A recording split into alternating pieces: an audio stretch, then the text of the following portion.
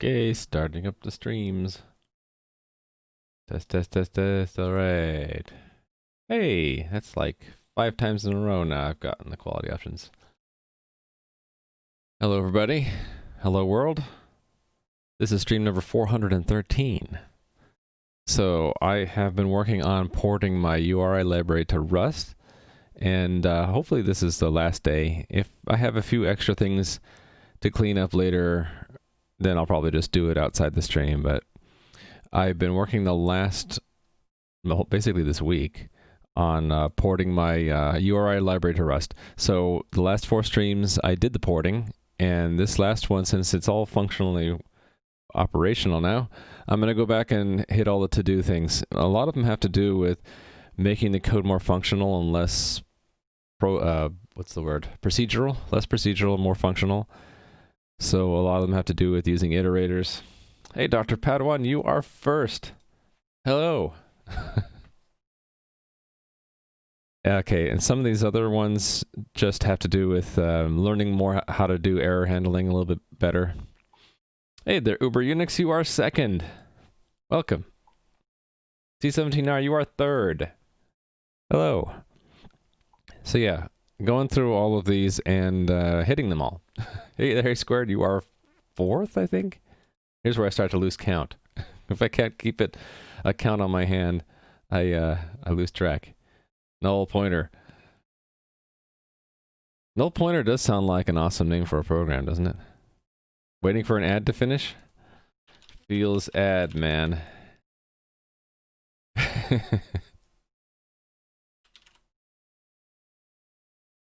Endorn, hopefully your ad has ended. Hello. All right. Adam EJ Mirror. I think non-subs get to see ads, and I'm a little bit worried that Twitch is going to start to force ads on even subscribers. Something I don't think they should do, but I'm not Twitch. Hey there, VoigtConfil. I am indeed a Rust station. In fact, I am in Twitch. I should make a command for this. Add Rust team. Twitch.tv/team/Rust stations. Rust team. There you go. I'm in the Rust stations team. In fact, if you don't like the way I'm doing Rust, but you want to see someone else doing Rust, hey, there are 3 other streamers in the Rust stations team going right now that you can watch instead. Commands, yeah, I gotta use those commands a little bit more. Oh, the ads go with turbo. Oh, the ad. So if you have, so you had turbo, not even ads for subscribers. Why can't they just make it so that you only see ads if you're not a sub?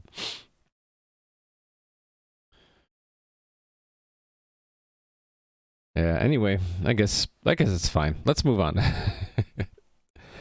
Hey, Peyton rules. Indeed, today Rust. More Rust. It's going to be Rust for the foreseeable future, I think. Okay, so I have a bunch of to-dos, and I kind of mirrored them here in the plan. I think I'm going to start with error types.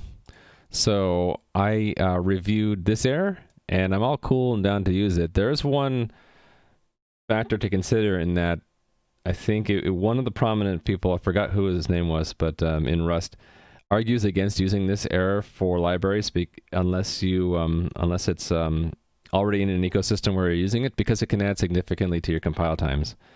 And also, I want to learn how it's done by hand anyway.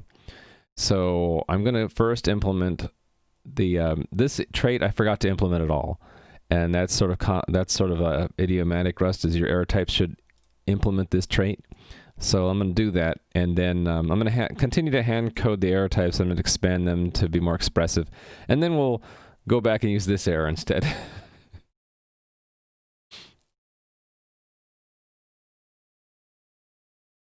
Found this week they are both Dutch. Yeah, there are a lot of Dutch people watching Twitch these days. Okay, so let's implement the trait.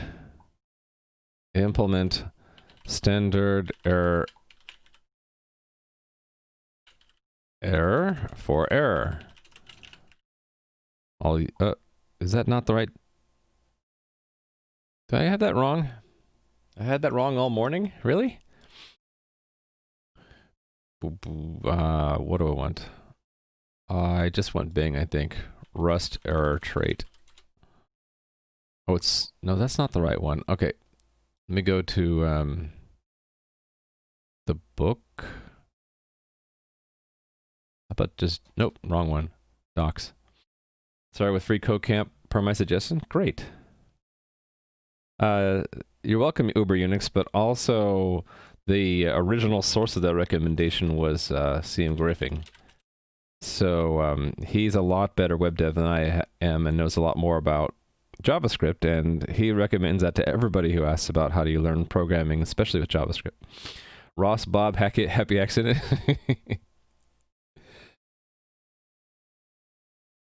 What was the accident? I missed it. Not just Sir, but Mr. Sir.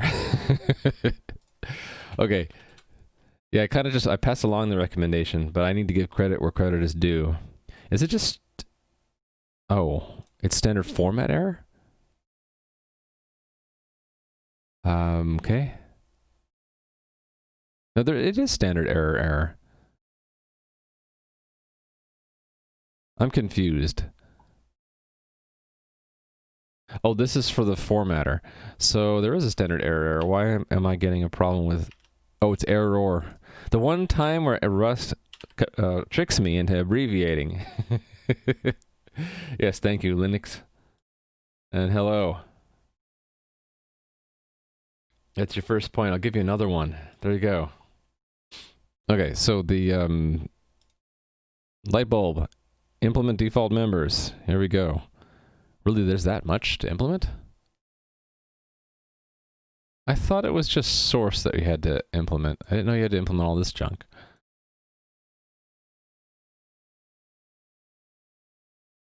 Huh. Oh, these are like the deprecated methods? What happens if I don't implement these? What does it do? Does it complain that I'm missing some? Huh. It's fine with that. Okay. Alrighty then. Is there any chance we could redeem your mana points for push-ups? Probably not push-ups. I don't really like doing that.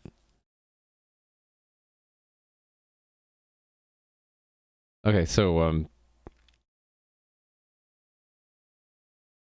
for this to work, I will probably want to do a match, right? And some of my errors might have a source. This one does not. How about we just I'll put it in the match later. Right now we'll just say none. Yeah, that sounds good to me. All right, so that's one error type. Let me do it for the other one. So I have an error type for URI as well up here. Why does Twitch say resubscribe instead of subscribe? You're not subbed, Endorn. I don't see the gear icon. That's maybe why you saw an ad. Okay, so right here. Let's paste it there. All right, so back. I'll just do cargo. How come I can't edit in this one? I want one I can edit in. Cargo test. Run all my tests. Everything passes. Yeah, and Endurn was subbed in the past. I think it might have expired because I was gone for a month and a half. Alrighty. Everything's passing, so we're done with that one. Let's expand it to be more expressive. So I want to search for places where I do error colon, I think. And invent some new ones. Okay, here we go. So what context are we in? Validating IP4 address. So this would be, I guess, I could say illegal or not. No, let's just leave that one. This one could be like too many octet groups. Too many octet groups. So we'll need to define that.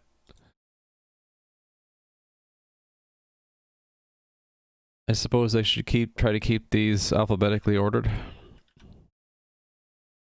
All right.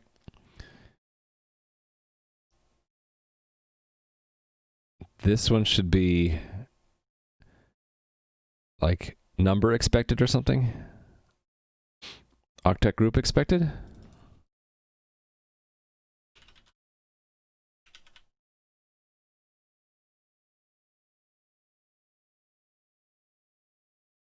I feel like I'm going to want to have a bookmark there for later. Yeah. All right.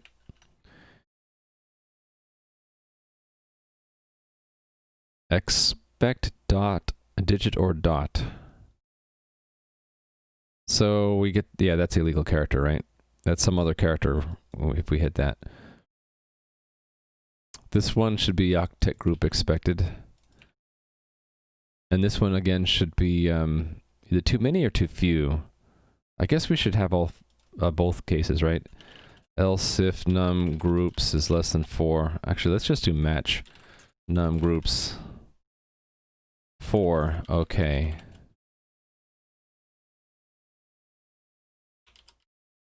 I can't type right now. N if n is less than 4. Error.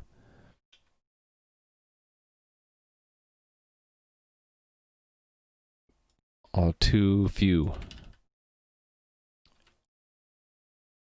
How come? Oh, because of that parentheses. There we go. And actually, it's anything else, right?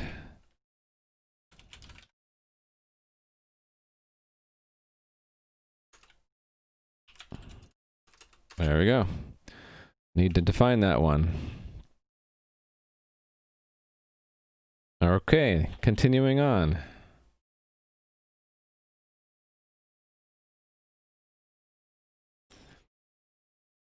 Now, I think we're in Fpv6 validation. Yeah, that would be a legal character.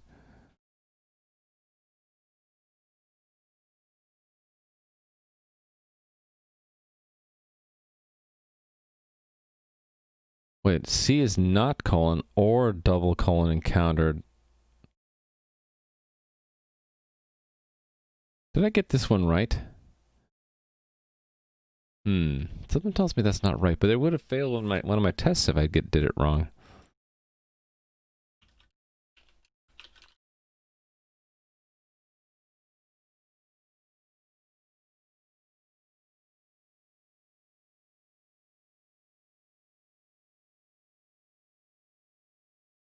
Okay, okay, so a colon is expected. Oh, but only one more colon.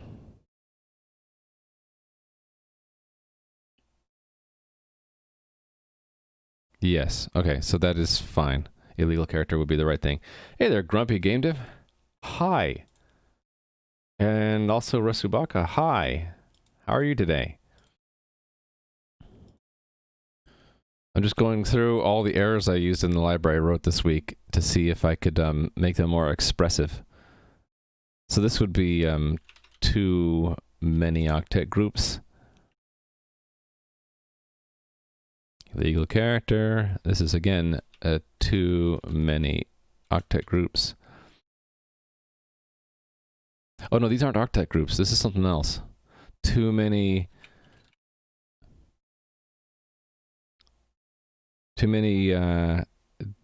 hex digits or something. Too many digits.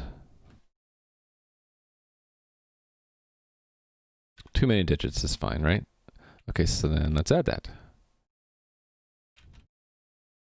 Back. I'll have to go over these again to make sure I get the right ones. You're experiencing a woeful amount of lag. I'm sorry about that.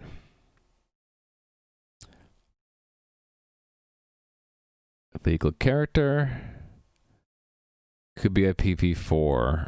This is too many digits. Illegal character. Colon after group. Legal character, that's fine. Yep.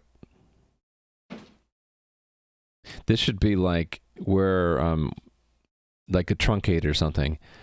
Address truncated. How about we say IP address truncated there?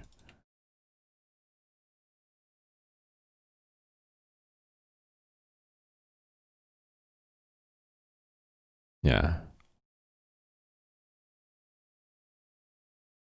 Right. Okay, so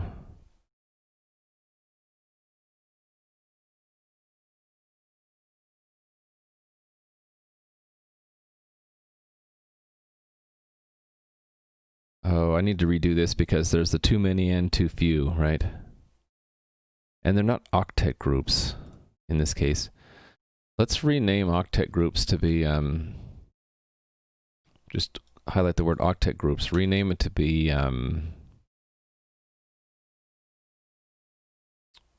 too few groups, address groups, address parts. Yeah, then I can reuse it for IPv6 here.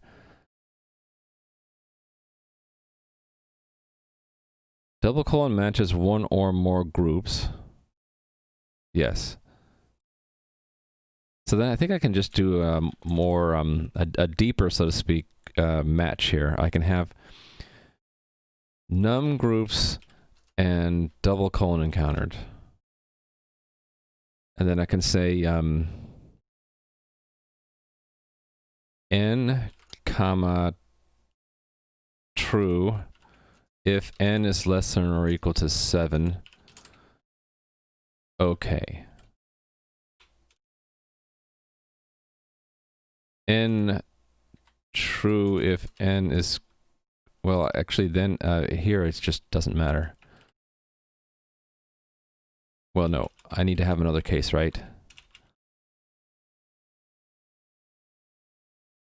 No, I don't. This leads to an error too many, right? Too many address parts. Then n comma false if, well, actually I don't even need an n here. It's just 8 comma false. Okay. Actually, I don't even think I can get too many, now that I think about it. But this will look nicer, won't it?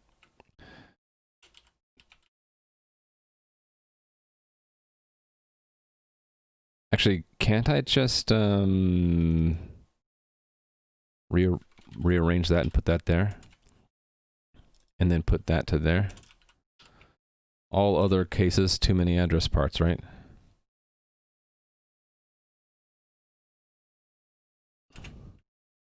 Yeah, there we go. Address groups is fine.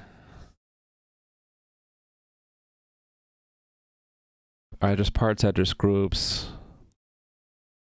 They feel like the same to me.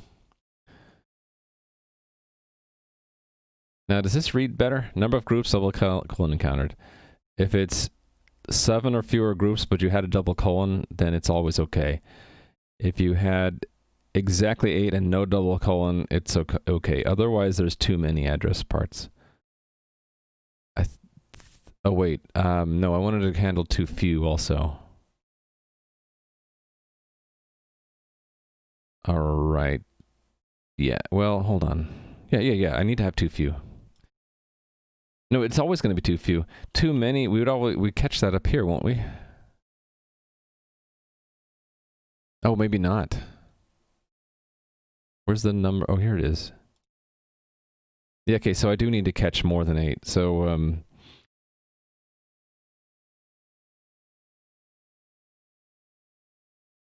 yeah, so, wait, let me think about this. It would be, another case here, right?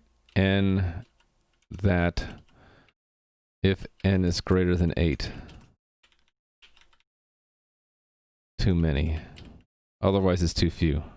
Do you even do Vim? If not, why not? Because I don't want to. And hello, Hellmanth42. I don't do Vim. I don't wanna. I like VS Code. Okay, does that look right to me? I guess we can just ask the unit tests. No, I haven't. A compiler error. Oh, probably because I didn't cover these other errors up here. Yeah. All right, can I get it to just fill match arms? There we go. Look at that. Sweet. Probably don't even need these blank lines, right?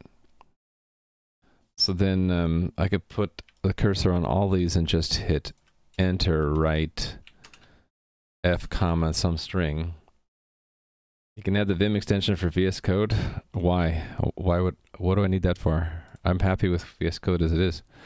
Address truncated. Yes, IP address truncated. Octet group expected. Why am I capitalizing?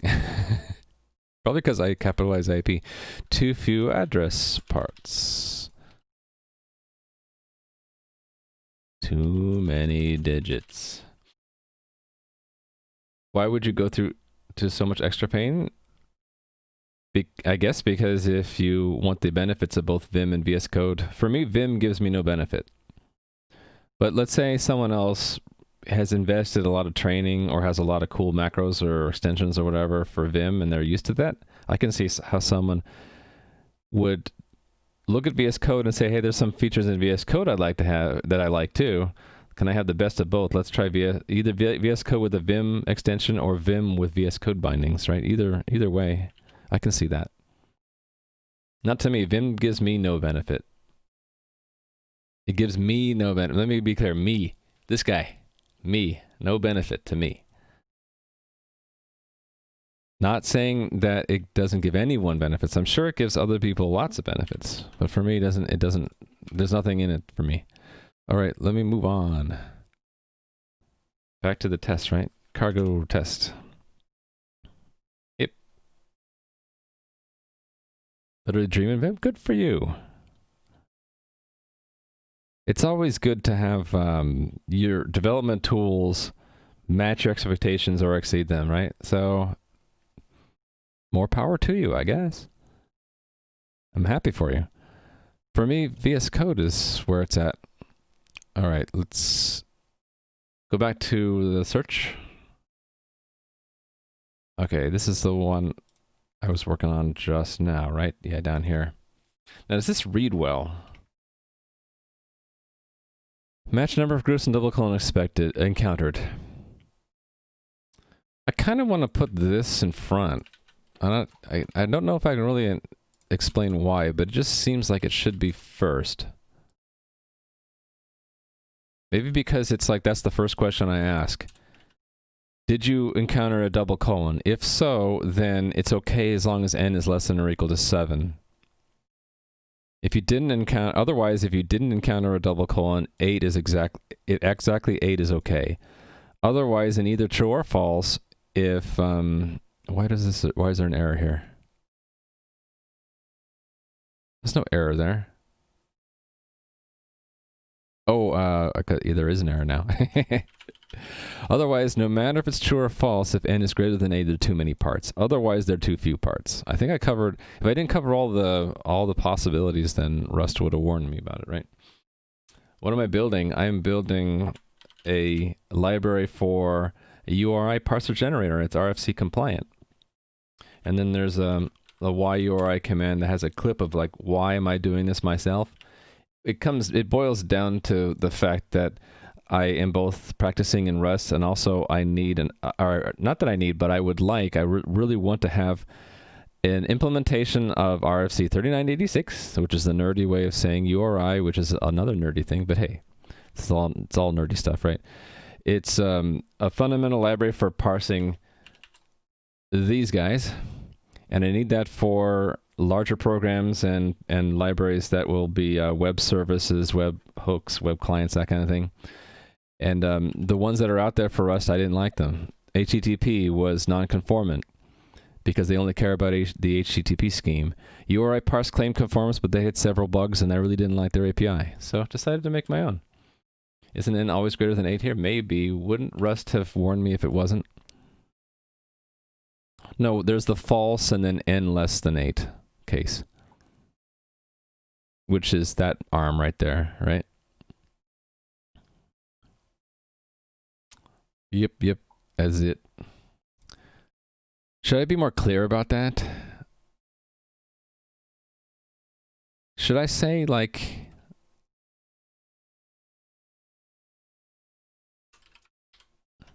Because, okay, that doesn't cover all the cases, right? True, comma, underscore is not covered. Right, so, well, true... it would end up causing me to do this, right? True, false, greater than 7, greater than 8. Now we're covering all arms again, but I think... Okay. Did I not do that right?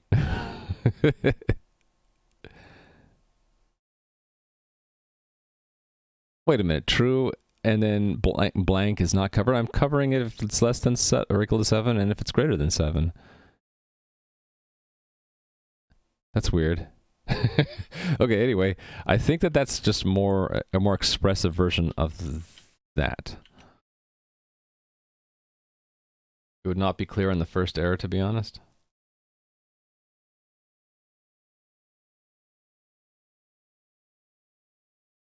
There we go. This is not clear enough.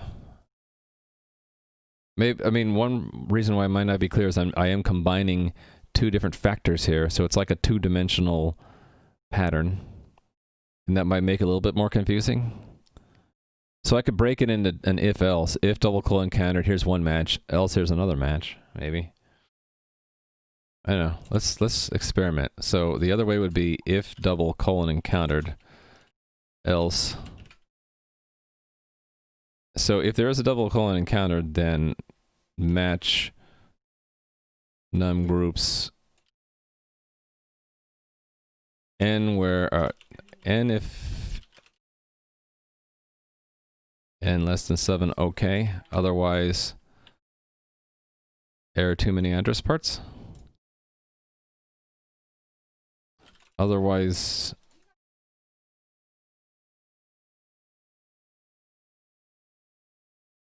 it's exactly 8.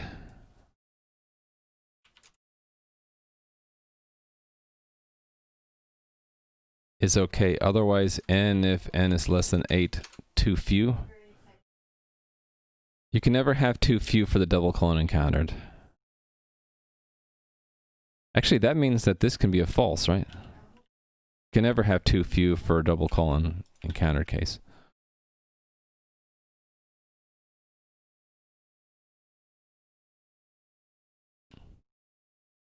So this is more expressive, but it's more lines of code. But it does break it up into the two cases, right?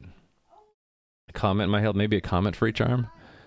So that might be a compromise. This with comments rather than that. I think this is just too much to read. So yeah. Yeah, maybe. It still thinks that I'm not covering all cases.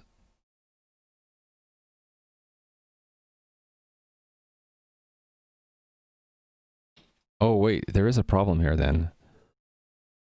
True, comma, 8 is not handled.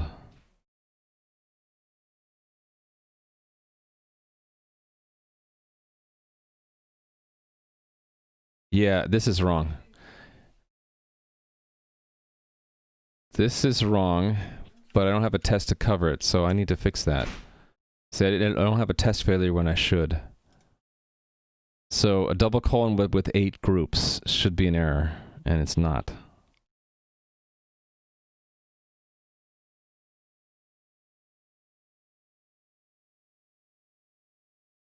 This one, what would it give me?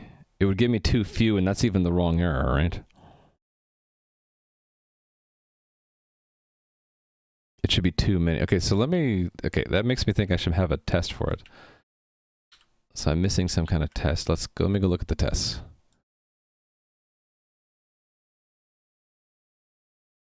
Should have a bunch of IPv6 test cases somewhere.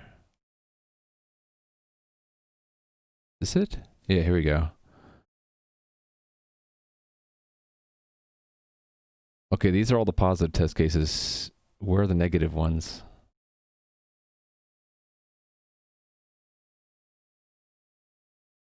Maybe that's the problem. I don't have any. Oh no, these are all the invalid ones. Okay, cool, cool, cool. 1, 2, 3, 4, 5, 6, 7, 8, 9. Yeah, okay, so let's make one where it ends in a double colon. Because that's also invalid, right? 8 full groups, but then a double colon is invalid. 1, 2, 3, 4, 5, 6, 7, 2, 3, 4, 5, 6, 7, 8. So this should be invalid. I bet this test will fail now.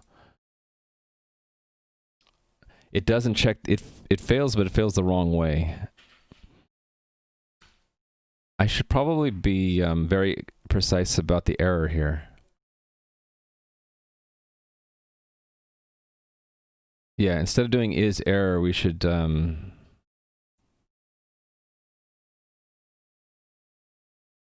compare what the error is. So then, does that mean I need to have a third thing here?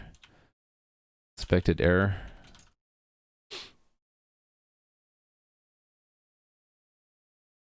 And I think I should break this up into 2 tests, actually. Let's do that. Let's have IPv6 address. Yeah. While I'm at it, let's put a bookmark.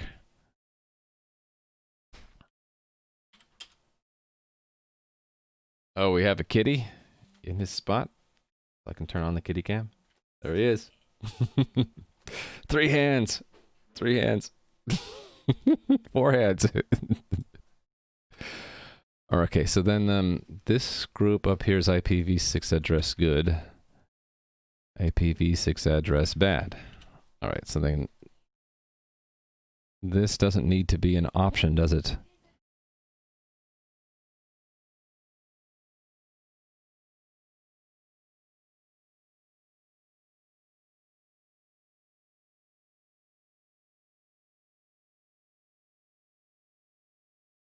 Yeah.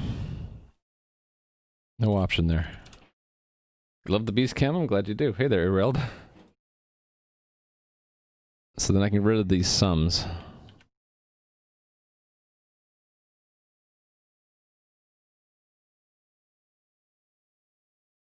Get rid of this line on all of the invalid cases. And then don't need that.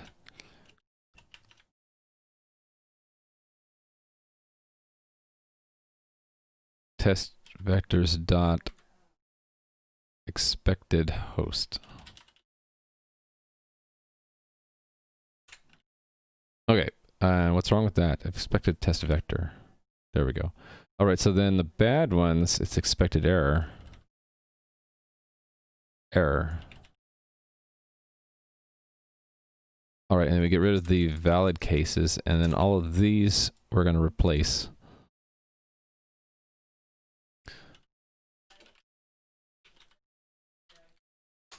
A lot of these are going to be illegal characters. So I think we just say expect test vector expected error for URI, right? Expect error that.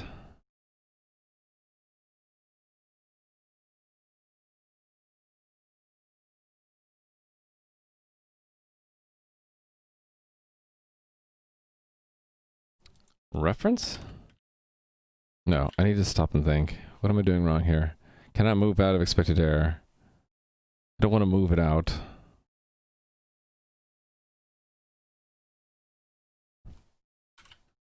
This is a problem because of that. Oh, I just want to do this then, right? And then I say dot error.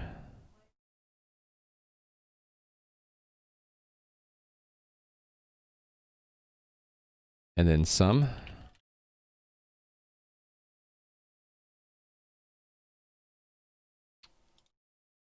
Reference.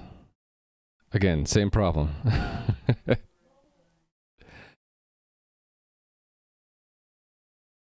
Okay, yeah, this is where I kind of get stuck with Rust these days. Unwrap error? Okay.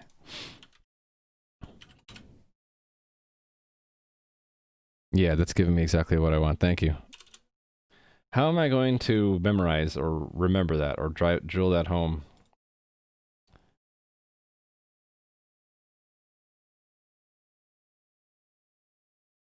I guess I have to think of it as the mirror of unwrap, where it would give me the success, you know, the success of it, which is, in this case, it's unit.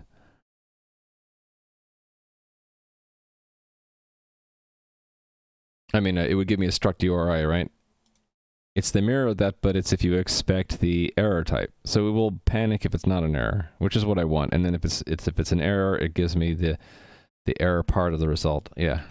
So hopefully now it'll sink in.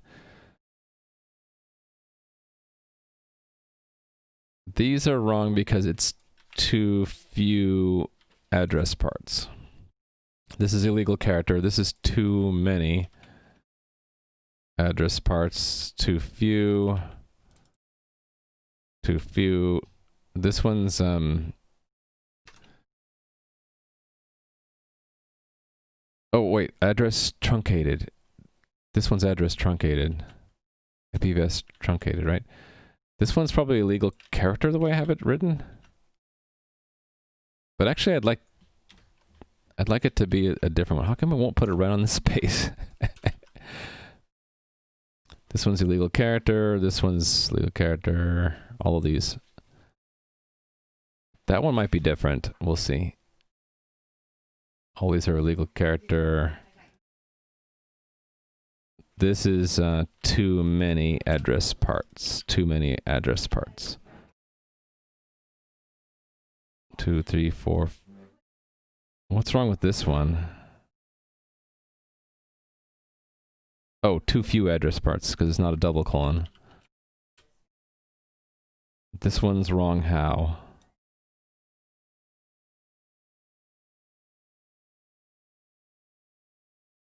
There's nothing wrong with this, is there?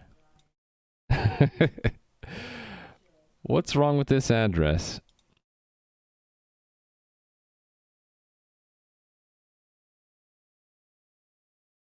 Oh, there's 2 double colons. Right, so this one is just illegal character.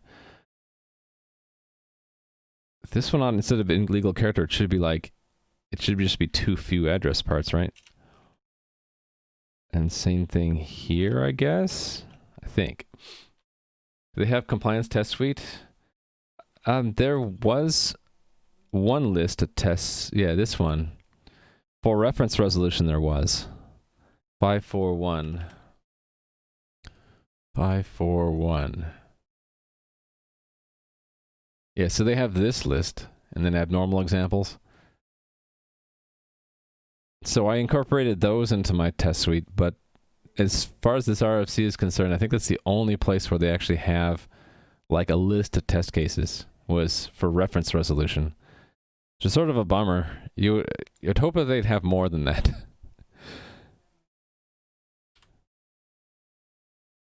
All right, let me try these. So this one should just still work.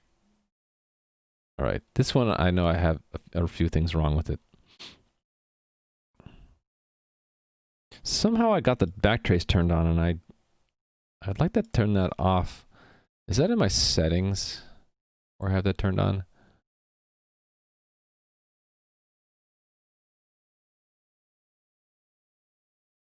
Not here.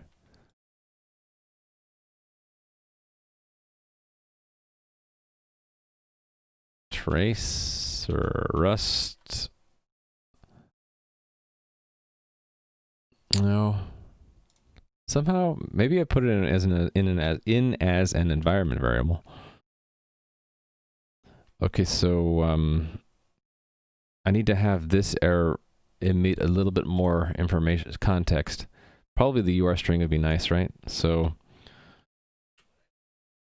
let's do the extended form of this, which is to have a format string here, and then we'll just put test vector.uri string. See which test it is. It's this one.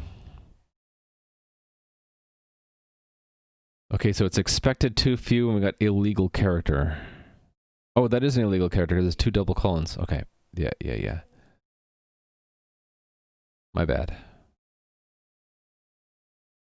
Okay, now this one should be IP address truncated, and that is too few address parts. Where did I use IP address truncated?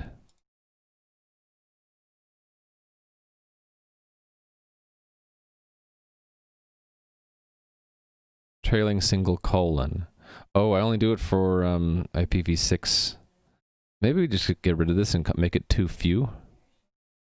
No, this is truncated because it's like there's a colon, but who didn't have anything after it. It'd be like if I had a dot. I should use the same thing if I have a dot for the IPv4. Validate IPv4. Where's the case where I end in a dot? Wait, I don't have a check for that? Yeah, what if we're in the expected digit or dot state and we get out here? I don't have a specific test for that. It's just going to go into the few. Let's add one. If state is state expected digit or dot, return truncated.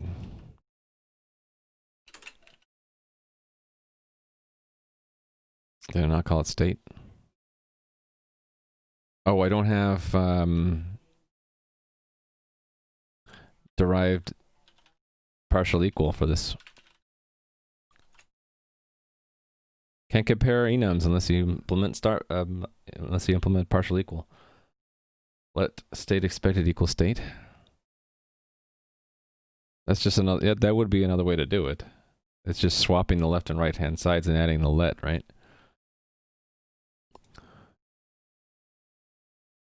Are you saying I can do that without implementing partial equal?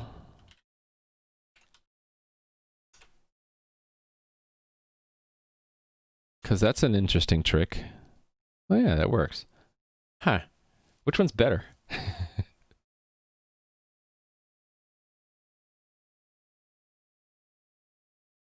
Since I don't really know exactly how it compiles down, this is one fewer line at the price of having to put let. You prefer partial equal? I kind of do too.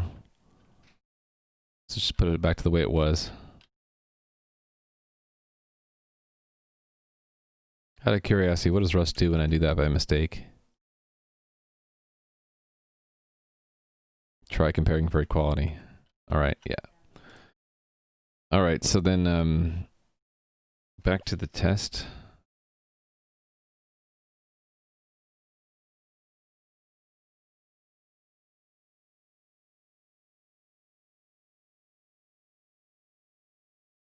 Wait a minute, this one panicked?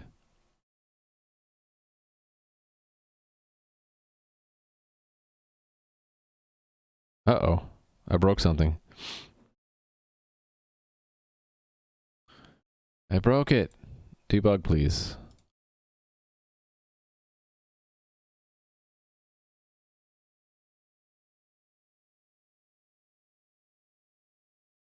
Okay, for the 1, 2, 3, 4, 1.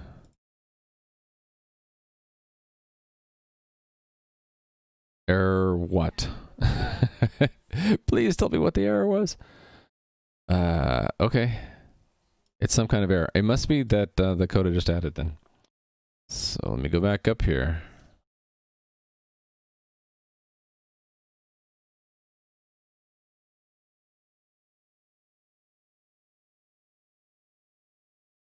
Oh, digit or dot. It should be expect digit, right? If we find a dot.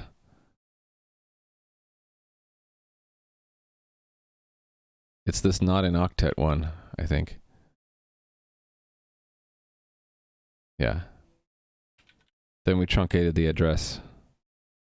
Because we're at a boundary between octets. Yeah. Good. Bad.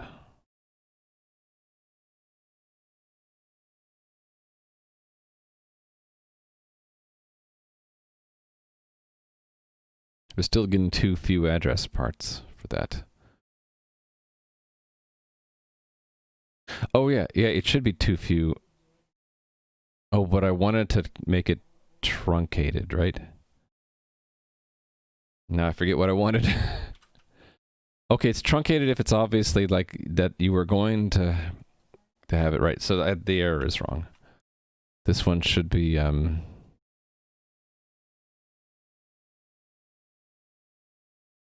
not truncated. These are flipped.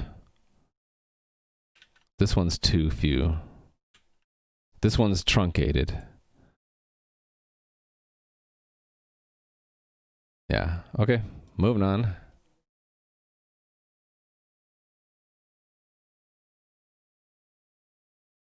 Octet group expected. I think the name is just wrong for that.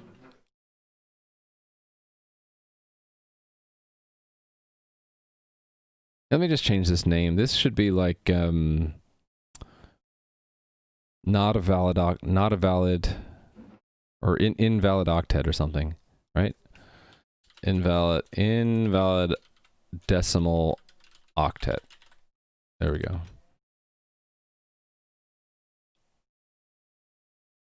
That's not a valid decimal octet. All right.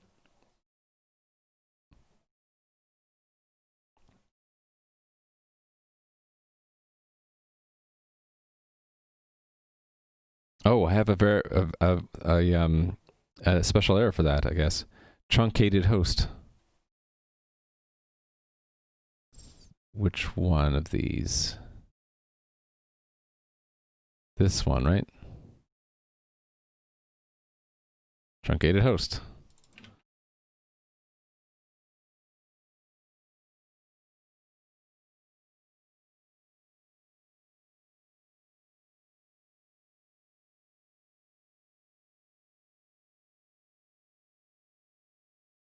Why is this illegal character here?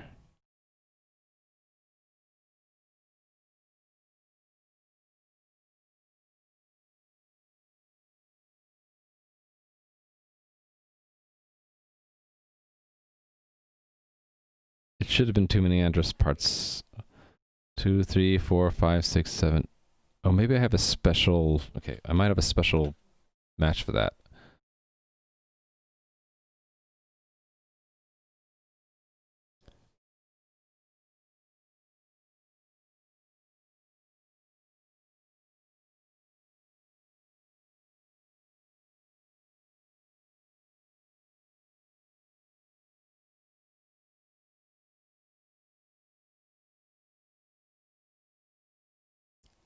Should have got... No, shouldn't have gotten that.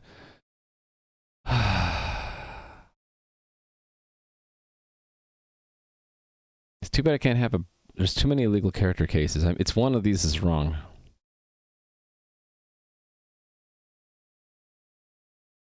Is it this one? But that's the... Oh, wait. It's going to hit the bracket, in the end bracket, right? So I have a case for that. Well, actually, maybe not. Yeah, it's going to hit this end bracket right there. And it's going to say that's an illegal character, which is true.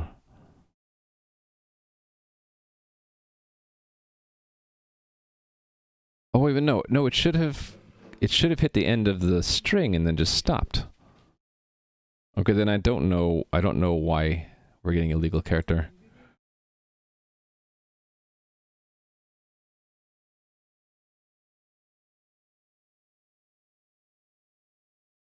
Unless there's another illegal character in there somewhere, I don't see it.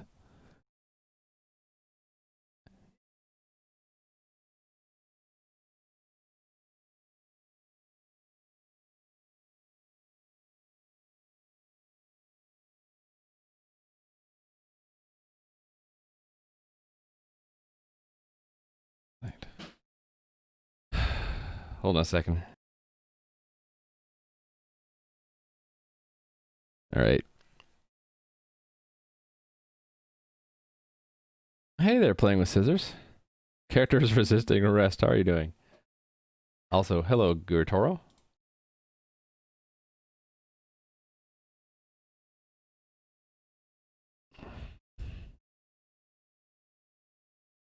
Thing is that Clippy is right. This is too complicated.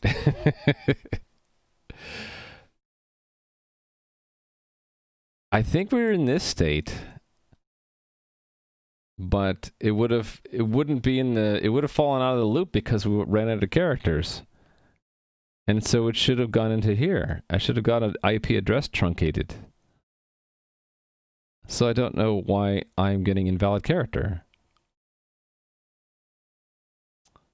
I'm doing okay playing with scissors. I'm back to streaming, but I'm trying to keep it so it's more chill and not so stressful. I haven't quite met my goal yet. It's still I still find it kind of stressful. Maybe it's just being on camera. Maybe it's because the kitty over there is not helping me debug here. He's just asleep, lazy bum. I don't know. I think I just need to practice at being chill while coding. It could be just that my own code is stressing me out.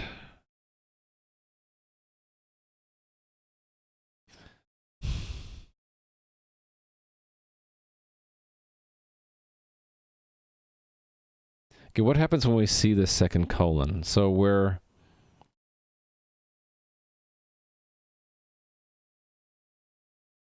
in a group. It's not IPv4. We see a colon. We count the group, and then we do colon after group. Colon after group. Next character is where. Right. If we not see another one, then we've seen two colons, and we go to after colon expect group, and then we fall out because that's the last character, right? I think it ought to go into there. You refresh the stream, yeah. That's a shortcoming of the player, definitely. That you lose all chat and everything. But now you're in mod view, so I guess you'll have to stay there. You'll have to reset the stream again. The only thing I can think of doing here is just commenting out all the test cases and then just stepping through the damn thing. So that's what I'm going to do. We'll hit that vector first. And let me just go to the code. I should use my bookmark. I don't have a bookmark. Now I have I'm going to put a bookmark. We have a group, so it should be here that we get to, right? Well, we'll put a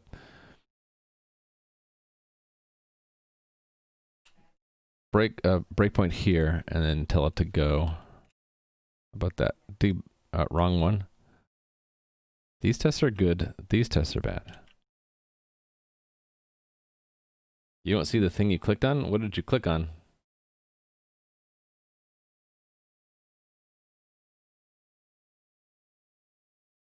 It's IRC after all. An unban request. We have an unban request? Really? The first unban request. Can I see that myself? How do I see that myself? Shouldn't I have that in like my dashboard somewhere? Where would they have put it? You would think that they would put it under Stream Manager, but I don't see it there.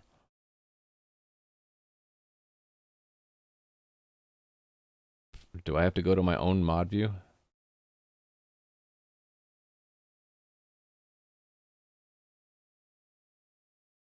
Maybe it's not for me to do, it's for my mods to do. That's why I don't get to see it.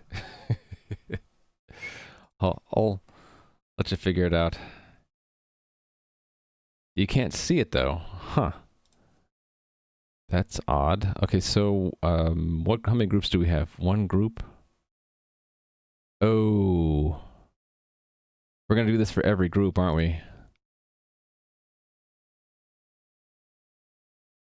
2 groups, 3 groups, 4 groups. Wait. It should have gone all the way to 8 groups. Is there an invalid character in the 4th group then?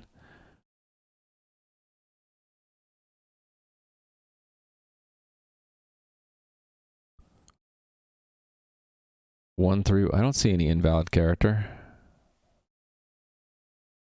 Am I just blind? Okay, let me just restart the test. And then go, well, here it is.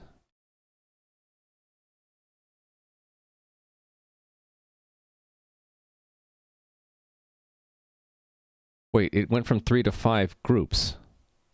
There's something wrong there.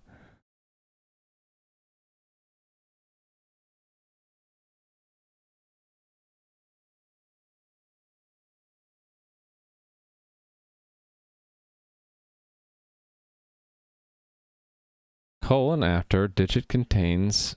Oh, it says it might be an IPv4 address. I see.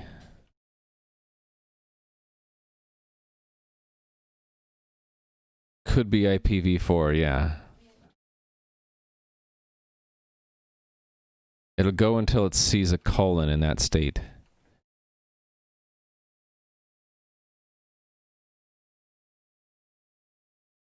Right, and then it goes to this state. Okay. So then I should have a breakpoint here as well. Okay, go. 5 groups, 6 groups, 7 groups. And then stop? Okay. It's after 7 groups are encountered. 4, 5, 6, 7. Oh, no, we added 1 there. Okay, so the 8th group. Got it. I mean, which character are we on now then? Let's see. Unable to determine byte size. Well, thank you very much. What is the character?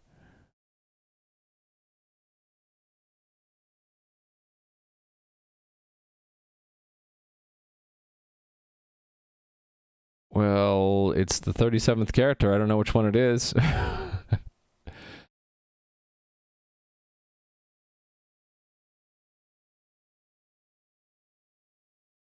I don't know. Is it's not seeing, is it seeing a colon?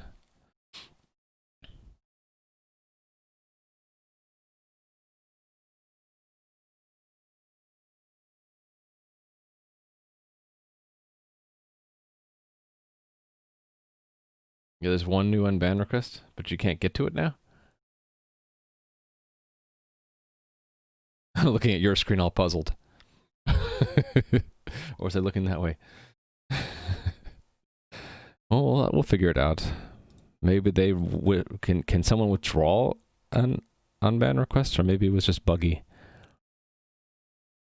I wish the debugger would tell me what the character is, but it says unable to determine byte size.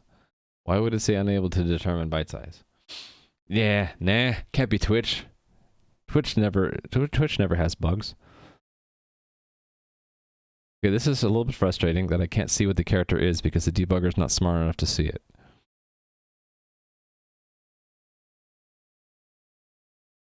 Oh, here we go. I can do this.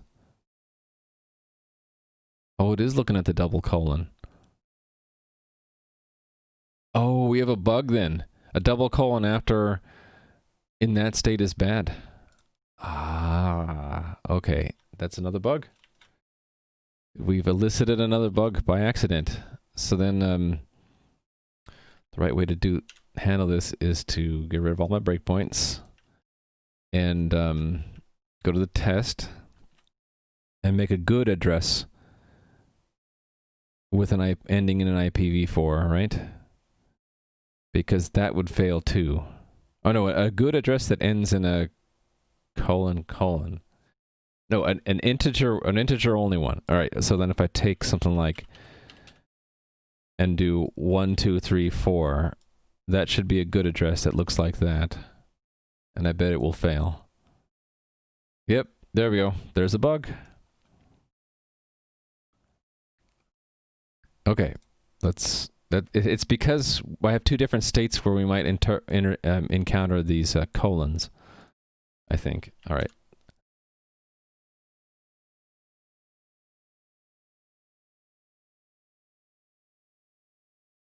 In group could be IP, after group, expect group, after colon, expect group or IPv4.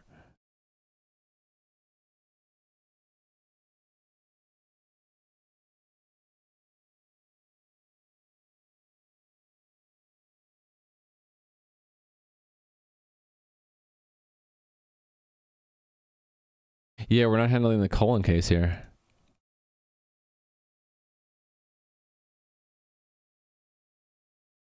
Yeah, we need to go to colon after group, not after colon expect group or IPv4.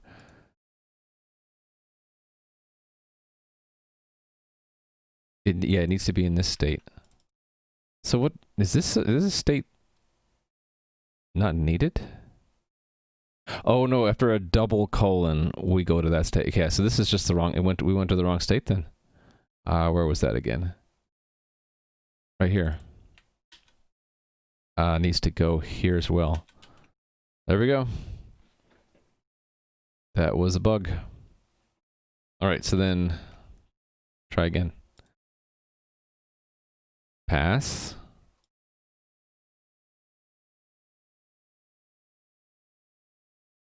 Too many address parts, but we got truncated. Yeah, that is a truncated, right? 1, 2, 3, 4. Because colon, there should be something on the right, right? Yeah. Okay, so that... This one is truncated, not too many address parts. Okay, we can uncomment these up here.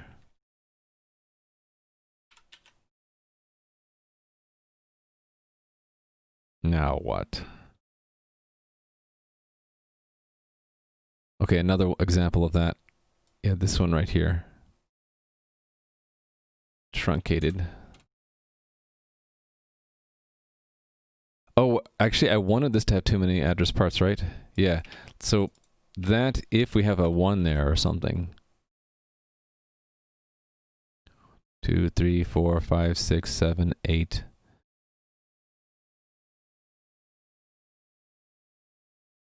Yes.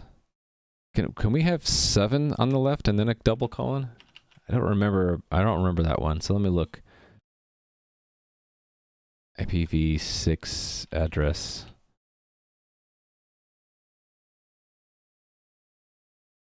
Yes, so that's the 7 groups, right? So 1 group, 2, 3, 4, 5, 6, and 7. So we can have 0 through 7 groups on the left of a double colon. Do I have any test cases for this one?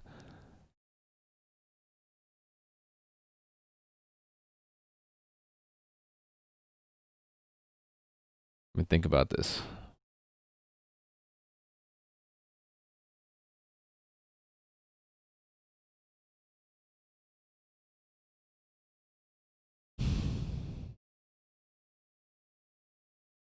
Okay, I'll take a look at it later. Thanks, playing with scissors.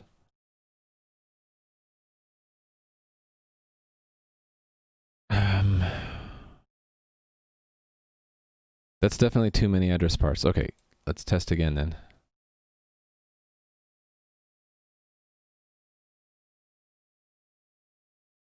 Right, this one's truncated, not too few, because there's a trailing colon.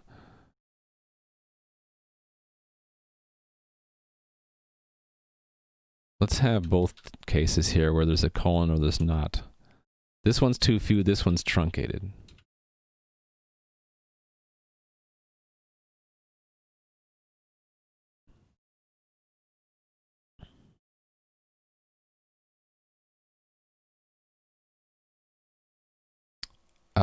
Okay.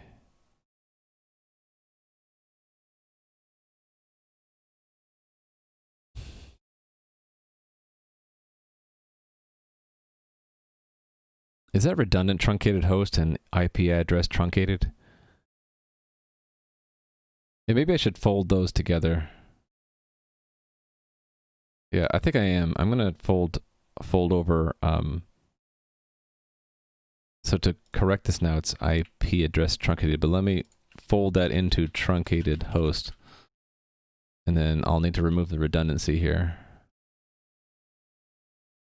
That one. Okay. All right, enjoy your chicken and rice playing with scissors.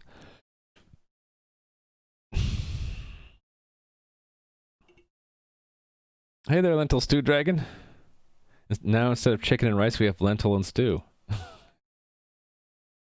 Oh, Ecton Dev is here. I forgot to say hi. There we go. Ecton Dev is another Rustation streamer, by the way, if you didn't know. Someone who knows more Rust than I do. Has been using it longer. You should check out his stream when he's going. Okay. Oh, that looks horrible. How am I getting that? Okay, we got an okay instead of it where it's one that should be an error. So what's the...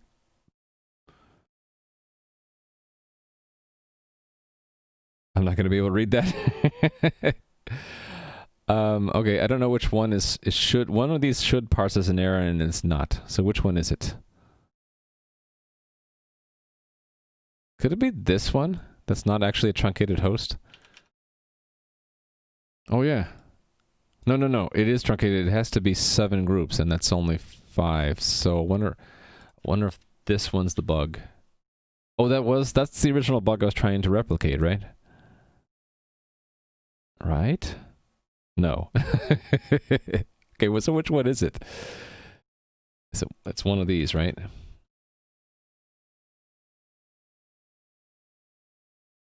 No. Eh? Is it this one?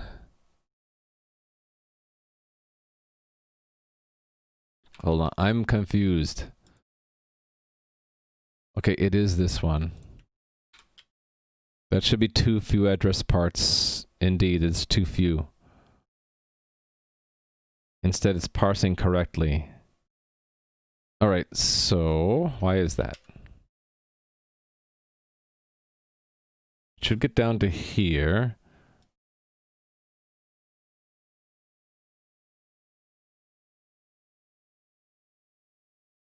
Did I misinterpret something here?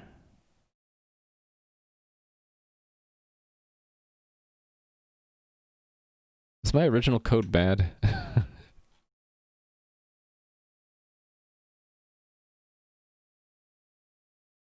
A double colon matches one or more groups of zeros.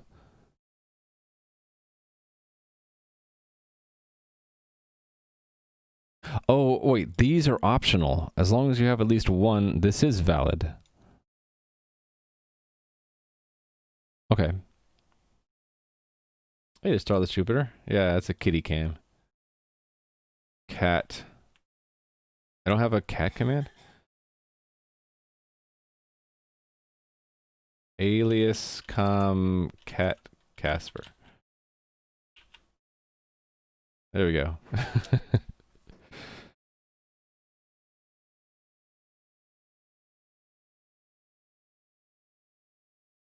Nope. Double colon countered. Less than 7. Oh, right. So my test case is bad then. This is a valid address. No, it's not because we didn't encounter double colon. Okay, so then going back up to here.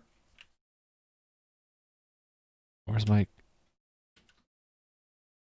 I don't have it. I guess I must have killed off my bookmark. Bookmark that, please.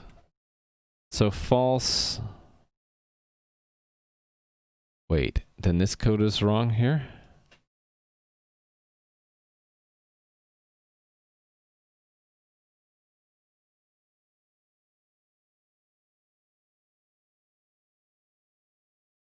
I think I'm just getting myself confused.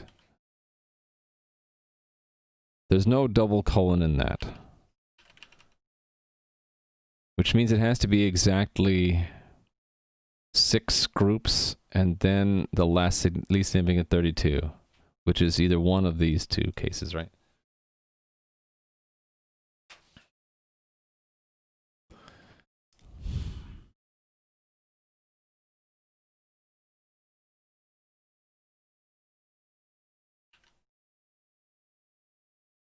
I have a feeling that I'm not even handling this correctly.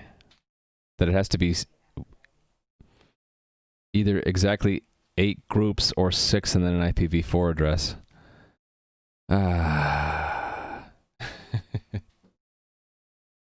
Yeah, I know, Kitty. You're not sleeping well because I got bad test cases here. All right.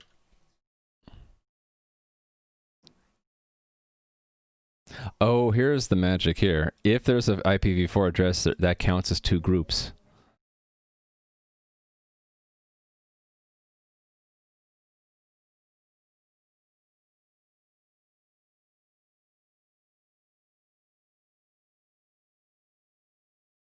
Shouldn't I have gone into that case?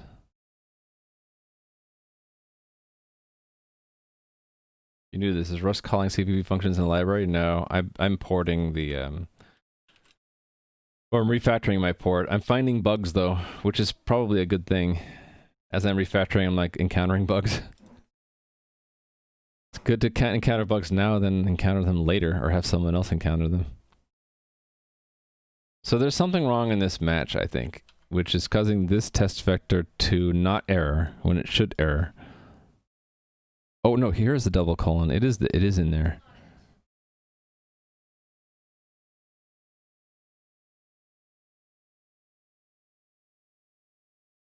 Oh no, this is a valid address because there's exactly two groups here. Oh, that's a valid one. Let me put that up here under the valid list then.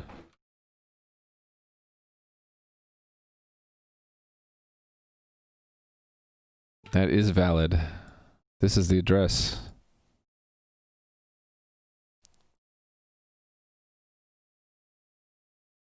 Yeah, okay.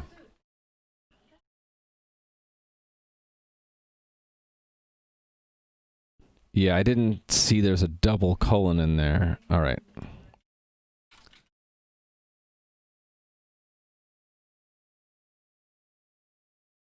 Got an illegal character on that. Yeah, because it's two double colons, illegal character. And I have a truncated host example there. I wanted a truncated host example where there's a single colon there. That's truncated, right? No, it's not. That would be valid. If you have a double colon, then everything on the right stands for one or more zeros.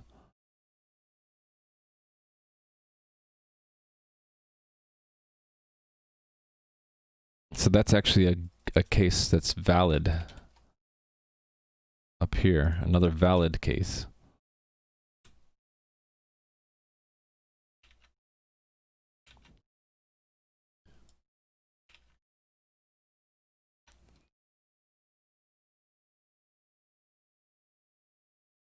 Not valid? Why not? That's a valid address.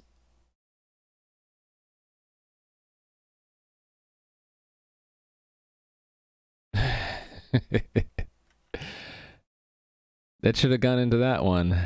Okay.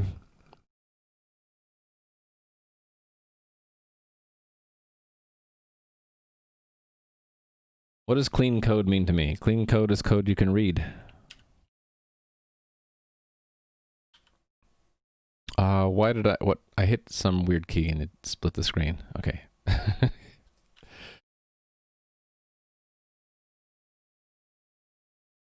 That address looks perfectly good to me. So, how is that becoming an error here?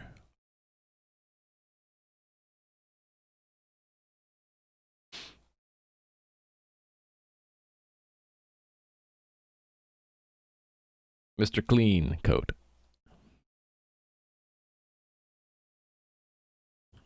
I think I'm going to cheat and take that and put it down here as test case 1 and say we expect some kind of error and see what it says.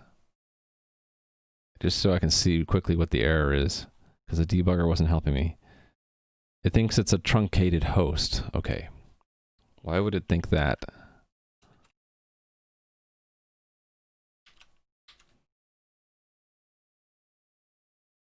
It got into this if somehow.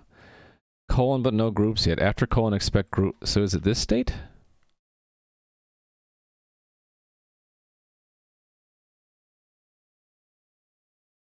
Yes. Oh. Okay, so that's another bug in the original C++ code. It's a truncated host if we didn't have any groups at all. Because if you have a colon colon, oh no, you can start with a colon colon. You can start or end. So that's not even a that is a valid terminator state. So I just need to delete that line. Yeah, it's trailing single colon, not double colon. I ought to rename this state after double colon, right? This should be after double colon.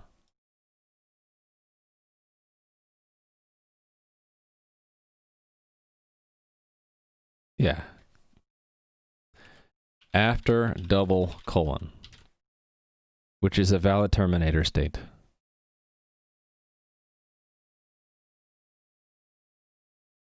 It could be an IPv4, it might not be, or it could be an illegal character. Yes, okay.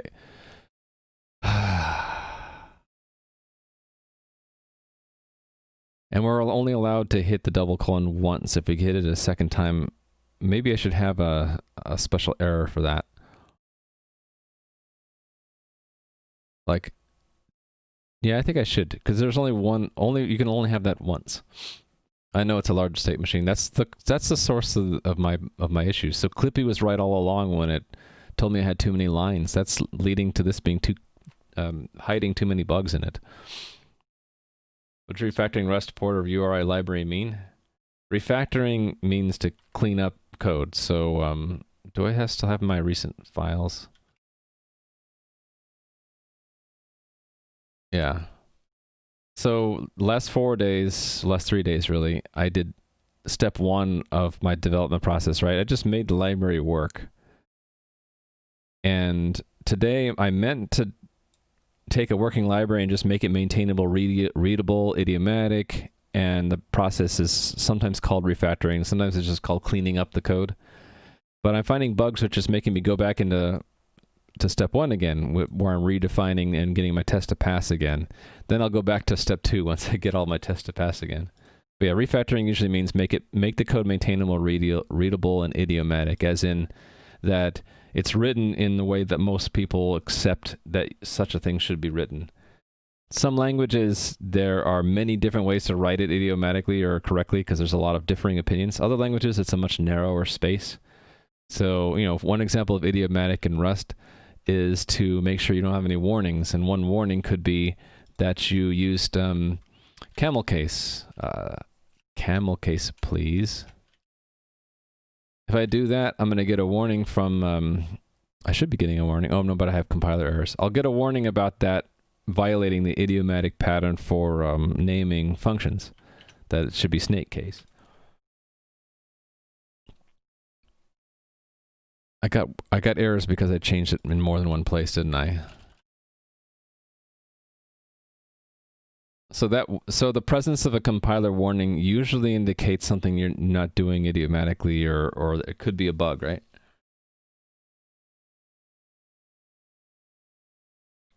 Clean Architecture by Uncle Bob. I mean, I've listened to talks from Uncle Bob, so it might be that he has influenced me. That's a very possible. Let me give some greetings to some people are relatively new in chat. Curious Drive, hello. And Noctis 1992, hello. And Rambane, hello. Hello to your hello. Oh, thank you for that follow. I think I wanted to add a new kind of error here. Do they have a name for the double colon here?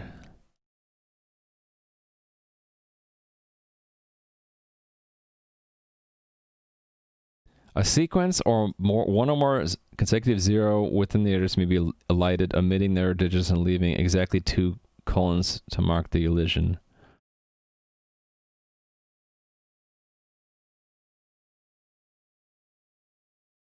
What if I just call it 2 double colons? Or, but that you could have 3, so I can't just say 2. Too many double colons?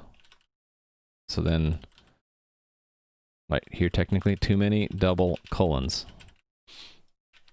So we'll add that. I'm missing some arms here, aren't I? Too many did. Yeah, right here.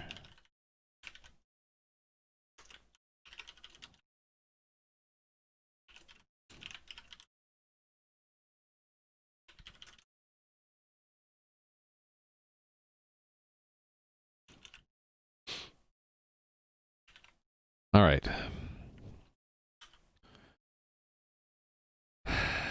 Yes. So that will be whenever we end up seeing this one twice, right?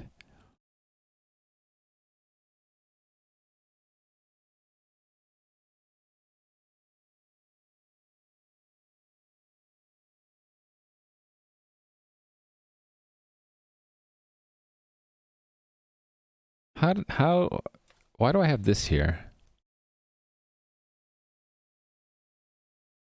Colon, but no groups yet. How do we get there? It's when we... Okay, that's the initial state, no groups yet, right?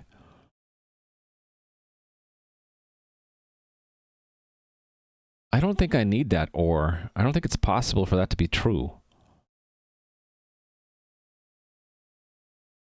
Because we only are in this no groups yet state once. Right? Yeah. And so we only enter colon but no groups yet once. And when we leave that, we leave it by setting that. So it can't be. This is excess. We don't need that. All right. Right. So it's other places where we test double colon encountered, right? Yeah. So if we have a double colon detected, but we've already seen one, yes, this would be too many double colons. And that should be the only place. Yeah. Okay, good. So then the test for that was down here, right, in the bad addresses. This one right here. Too many double colons. All right. Let's run these tests again. That should pass. Good. Let's see how far this one gets. This one gets to, oh yeah, too many double colons. Right here.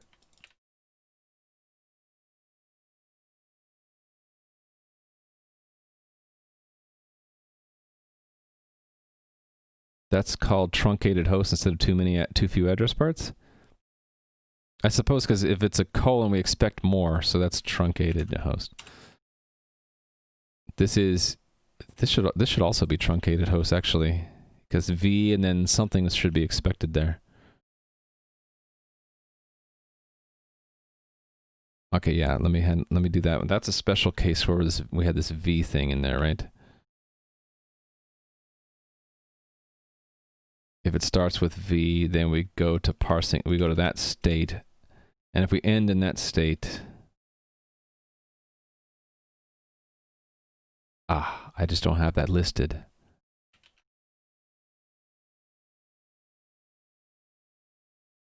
Oh no, it should have gotten hit here. It should have gotten truncated. So what did it get? Illegal character.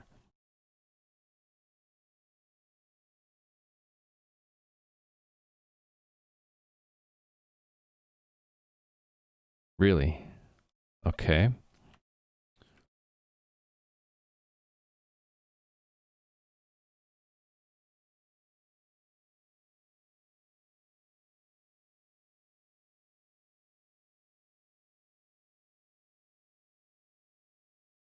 Oh, we didn't chop off the right bracket. Yeah, we did. We didn't chop off the right bracket correctly. I think that's the problem.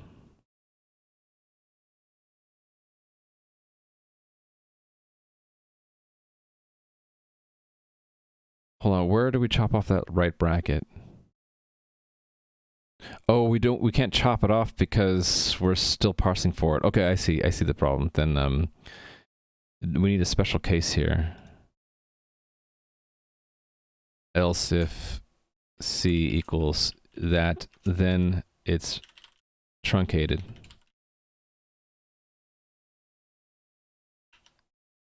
There we go. Finally. All right. I should go back and make sure that none of the bugs I found are in the C++ version, right? I should fix those there. So let me find where the original test vectors were for the C++. It was, I guess I could just search for these strings, right? Yeah, here we go. Hey there, Supercuber.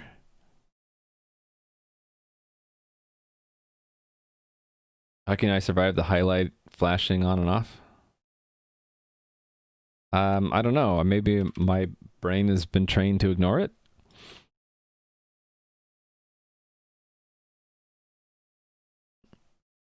I'm actually not sure what you meant by the highlight flashing.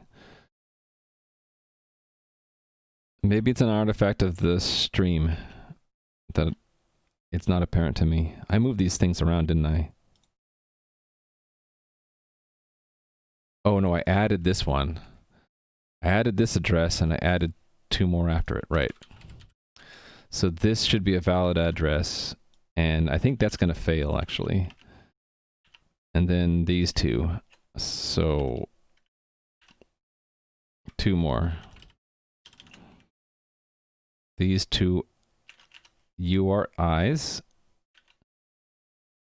should parse correctly with these addresses.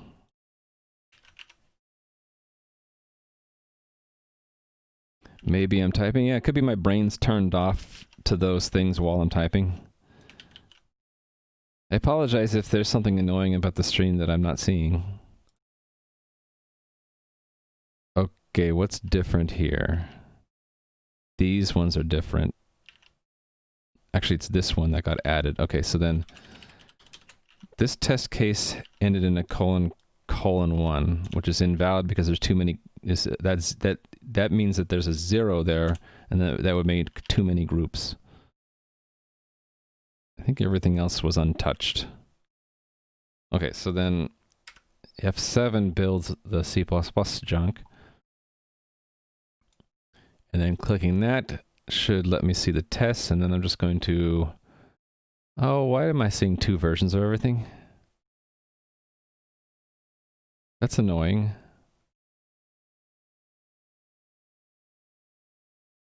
Why do I have both test and test debug?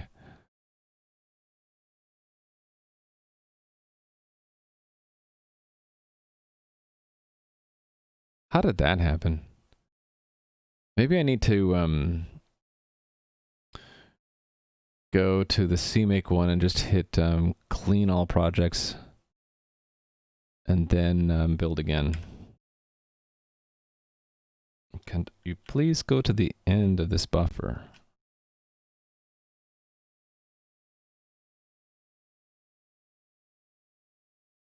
There we go. Build it all.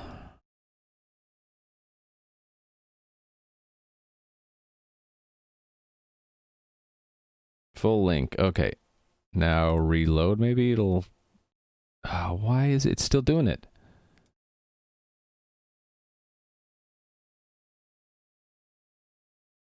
Do I need to like go back to a very previous version of this? Yeah, this is erroneous. This irritates me. Let me go back to an old version of the thing. It's C++ testmate, right? Install an older version. Okay, let's go back to like the last version, see what we get. Reload required, sure.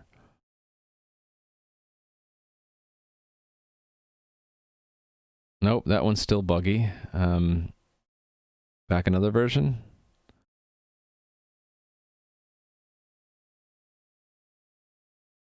How about we go back to 3.3?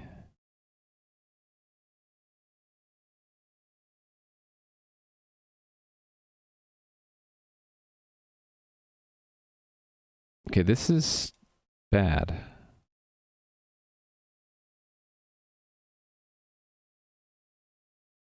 Three, 2? It might not be testmate then. It might be I have some other artifact in the environment here.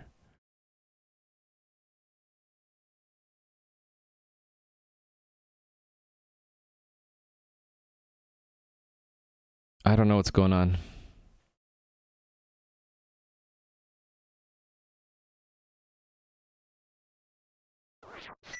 How about we go really far back?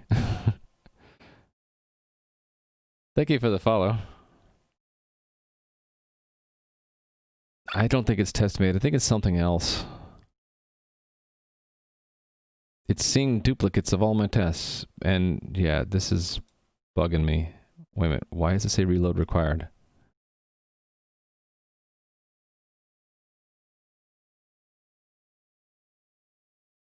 What? Reload. Did it not actually update to the other version for some reason? But, okay, it's still broken. Yeah, but I did a clean. Maybe the clean didn't work. Okay, so let's just update to the latest. Maybe I'll take a look and see. Maybe I have other runners out there. URI test.exe. Oh, wait, I do.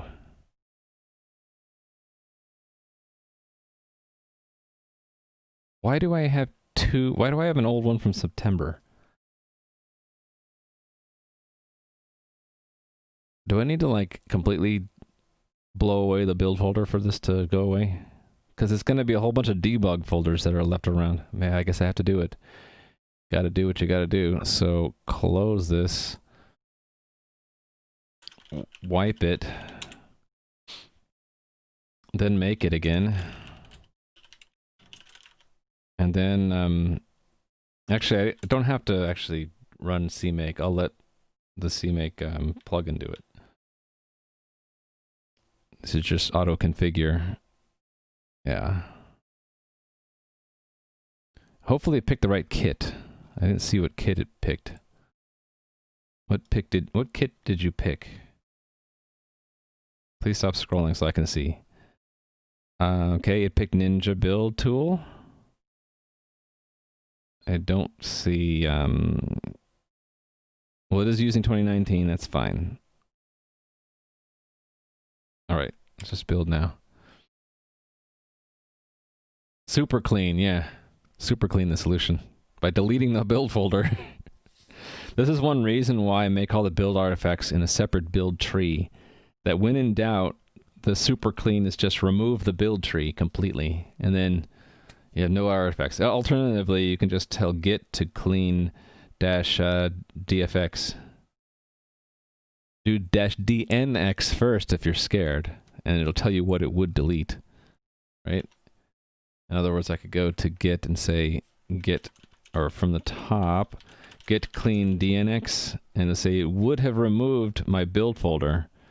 Also my, all my Rust, that's the Rust build folder under target. And would have skipped, it would have removed my VS Code folder, which might be bad, actually. Don't I have some files I want to keep from VS Code?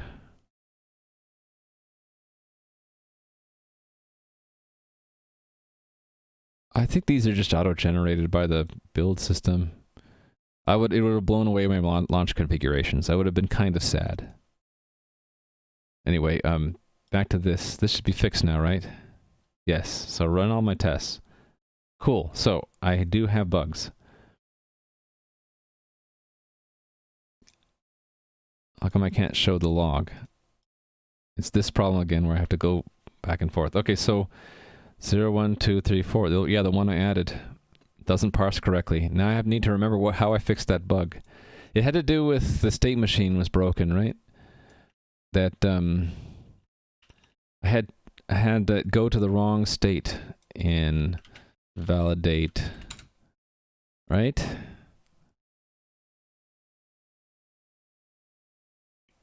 Yeah, this one. This should be there.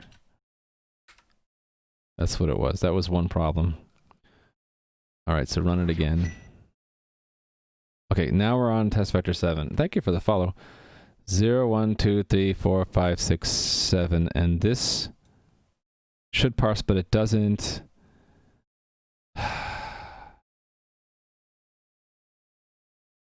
Oh, that was, I need to allow a certain state to be a terminator state, right? At the bottom here. Yeah, this one. That's what that one was. So there are 2 bugs at least that I just fixed. Cool. All right.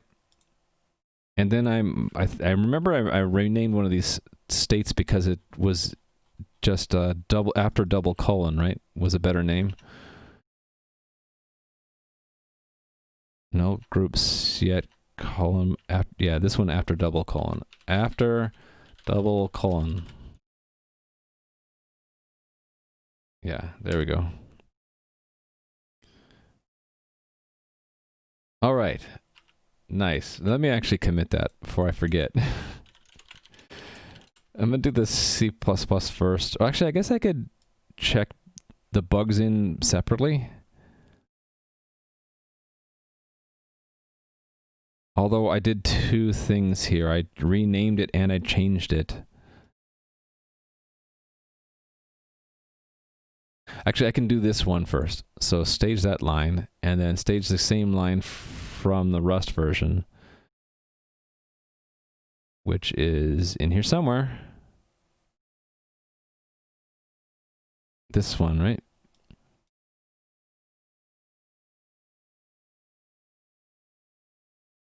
Yeah, okay, so this is fix bug. Okay, that should also check in the corresponding unit test. That was this line right here, right? That line. And then corresponding one in the Rust test was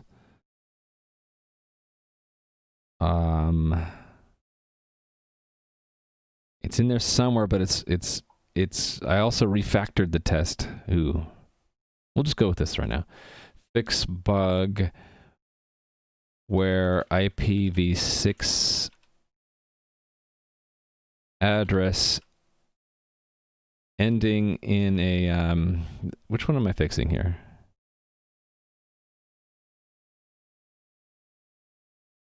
Right. I think this is the one. Yeah, fix bug where IPv6 ending in a group with only digits followed by a double colon would not get parsed correctly. This is fix bug in IPv6 address parsing. All right, that's one bug. Just acquired a magnificently preserved Mac Classic, but you have no idea what kind of inputs the keyboard and mouse are. Do you have a idea based on a Vim search for Mac Classic keyboard mouse connectors? Maybe that's what I'd look for. The other bug here was this one. This state not being a valid terminator state.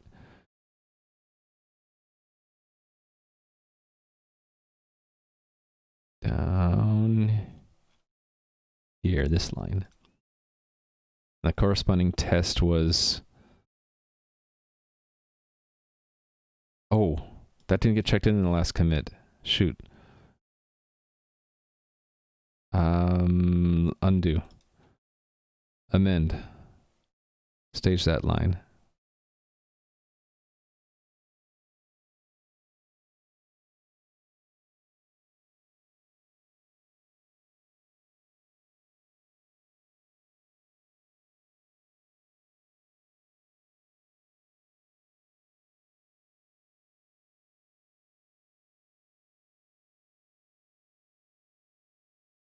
I staged the wrong line. That's what happened. That's the other bug. Unstage that line.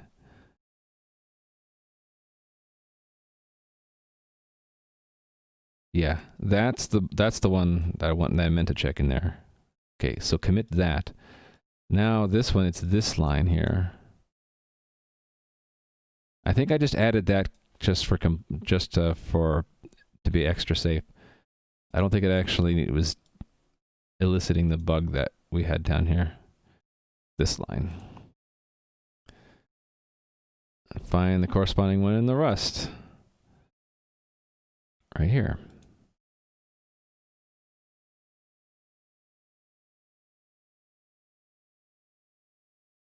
Okay, so this one is another fix bug in parsing. Oh, nope. The kitty's gone. I didn't even see him leave. He's so stealthy. IPv6 addresses. Fix bug where an IPv6 address ending in a double colon was not considered valid. It was being considered as truncated. All right. So those, I wanted to check those bug fixes in separately. Now, did I make a corresponding fix in the C++ for that? I guess not. That was just to be safe, right? That was just a Rust bug. So we'll just say we added a few more test cases here. Add a few more IPv6 test cases, or test vectors. Test vectors. All right, and this is just renaming a state. Can I check it in along with this maybe? It might be a little complicated here. Let's try. Check those lines in. These two. These two. These two. I think I got it. I'm not going to check in all that junk yet. That's going to go next.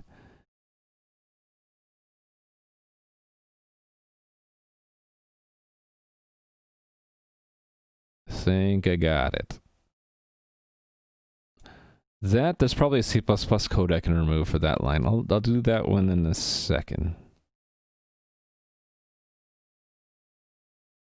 Okay, so this check-in says rename. Well, clean up, slight improvement to name of a state in IPv6 address parsing. So this is after a double colon becomes. I can't type. No, it's the other way around. After colon expect group or IPv4 becomes just after double colon. All right, and now I want to make sure. What was I making sure about? Oh, right, that extra code is gone in this double colon encountered.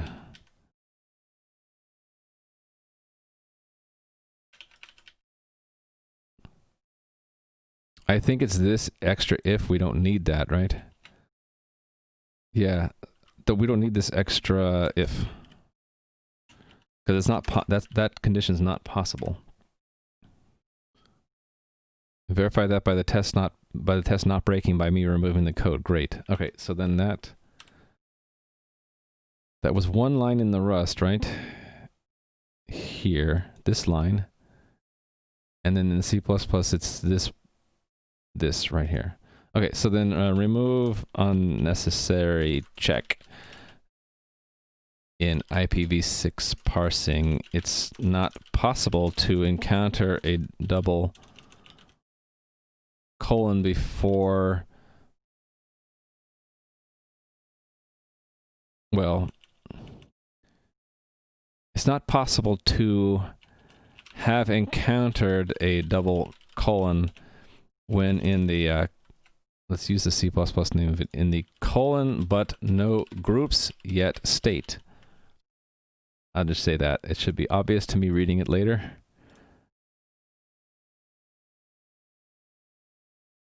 I'm going to just check this in as, well, this should go separate. Implementing the error trait should be separate. Implement standard error for, oh, missed a colon, for custom error types. And then a lot of this is just being more expressive about the kind of error, right?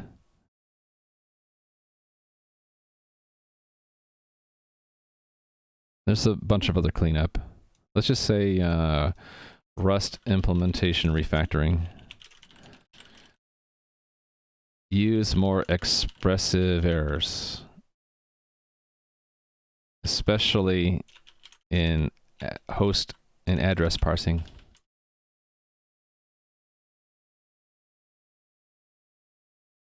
I have a feeling there's going to be more of that, though, that I'm going to want. I don't think I'm done with it yet. Okay, so, I don't know. Use match in some cases where we're using if else. What else? Yeah, there we go. Match.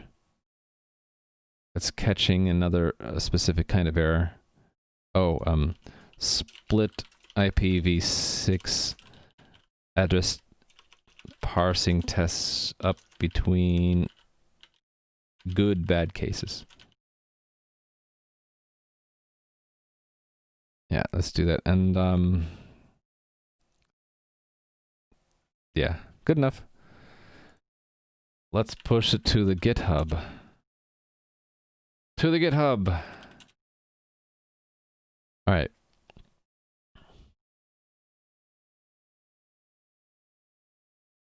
Close that. Back to Rust.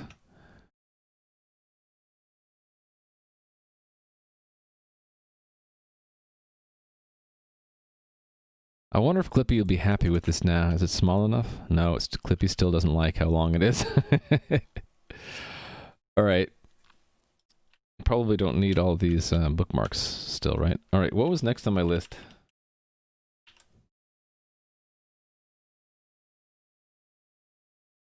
Oh, I didn't hit the rest of the file for that. I need to look and see what other errors we had. Right, I remember this. I was searching for one of these. Was it error? Yeah, error. And I was going through this list, right? There are a lot of places where we use like illegal character that maybe we could be more expressive about it. Like we could say illegal character in scheme, for example. Right? Maybe I should do that. In scheme.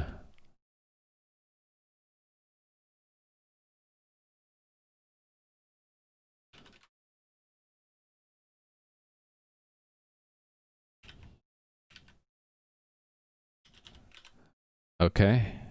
Gotta fix a bunch of errors, though.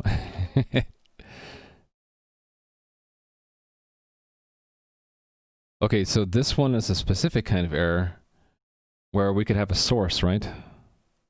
Because we have a formatting error. Yeah. How about attaching some data to illegal character enum variant? That's what I'm about to do for this one. I think it's okay for the scheme to say, well, that's enough for me to go look at the scheme and say, oh yeah, there's a legal character there. But for like illegal, if I'm going to make one for illegal, or like illegal percent encoding, I think that should have an associated source. How do I specify this? It's going to be of type this, right?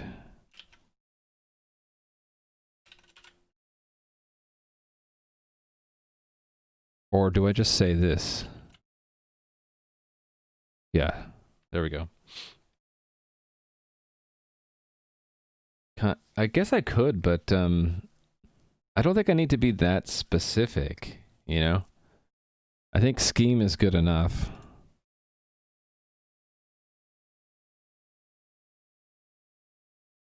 What do we usually do when we display and we have a source? Maybe I won't worry about it until I get to this error. I'm going to replace this with this error anyway. This one should be match self. Because if we have error this, then it's source. I have to say some, don't I? And reference it.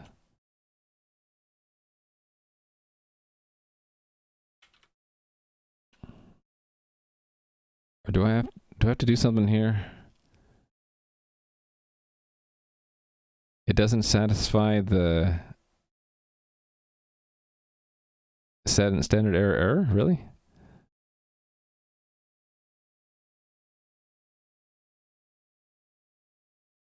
Is it that? That is the problem. I had too many borrows.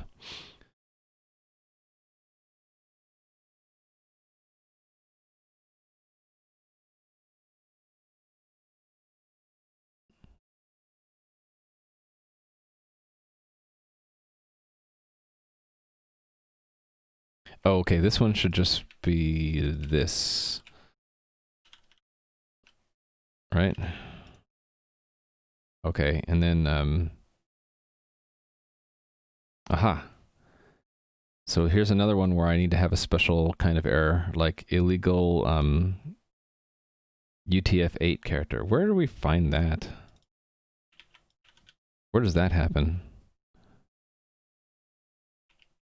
It was in try UTF-8 or UTF-8 at some point, right? From UTF-8.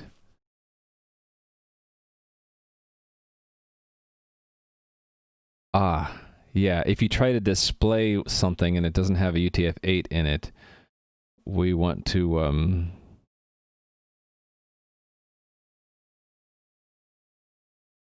no, that's not it. This is just to check if we need to percent encode it or not, right?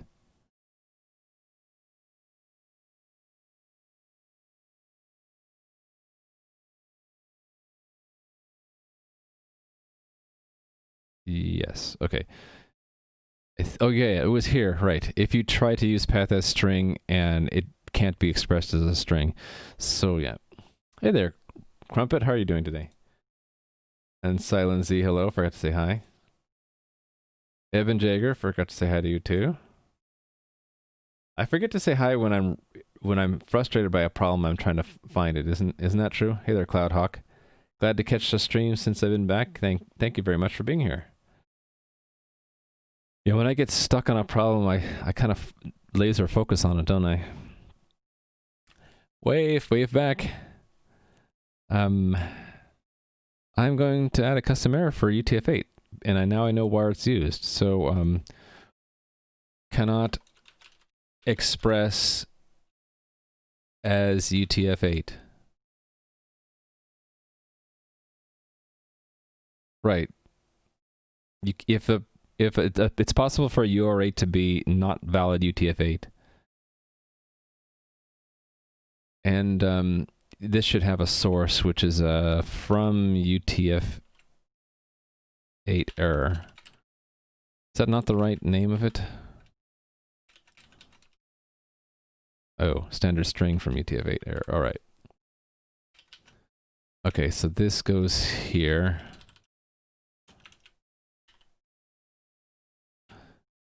URI cannot be expressed.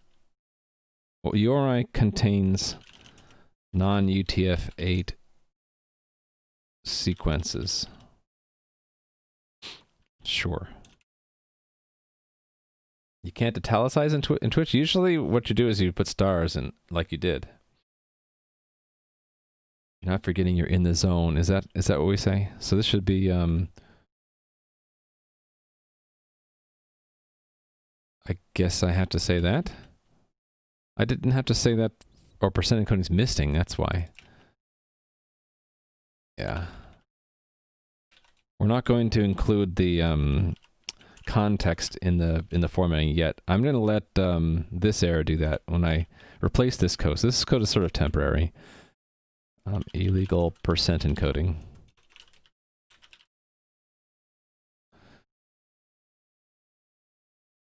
Okay, and then we should cannot express and return that one's error.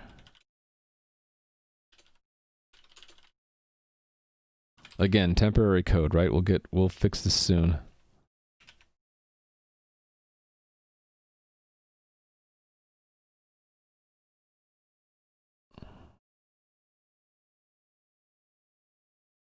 Yes. Okay. Let's continue going. Thank you for the follow.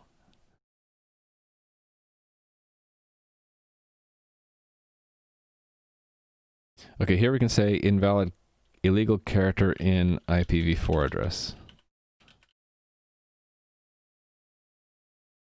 Oh, back to what Silency was saying.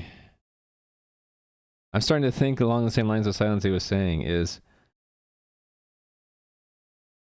Okay, yeah, that's right. I misunderstood what you said, Silency. Let me give you a point. Because it's gonna be illegal character in, and there's gonna be lots of different variations here, right? But there's not gonna be too many variations. In fact, what if I just say, what if I have another enum for that? Would that be too terrible? Could it be maybe make my life harder when I do this error? Let me give Silency a point. Hi there, Jason or Danny. Hello. Jason as Simi. Jason as Simi. Or Danny, I guess. Okay. So, what would it look like if I had an inner enum here?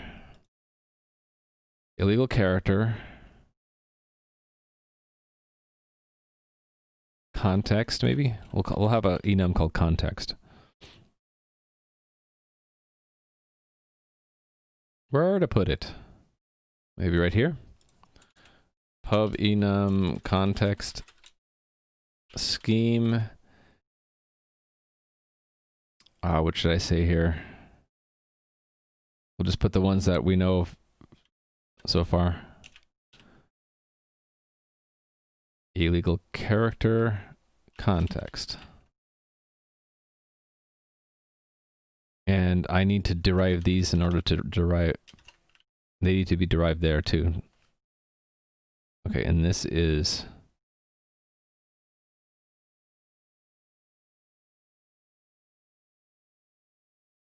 If I implement display for this, then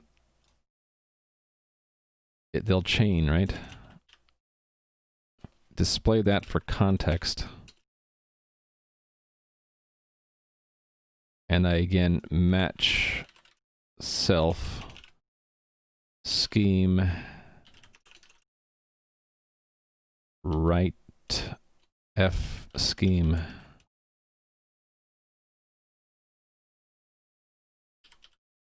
I'm gonna have to say context : in front, aren't I? And this one's IPv4 address.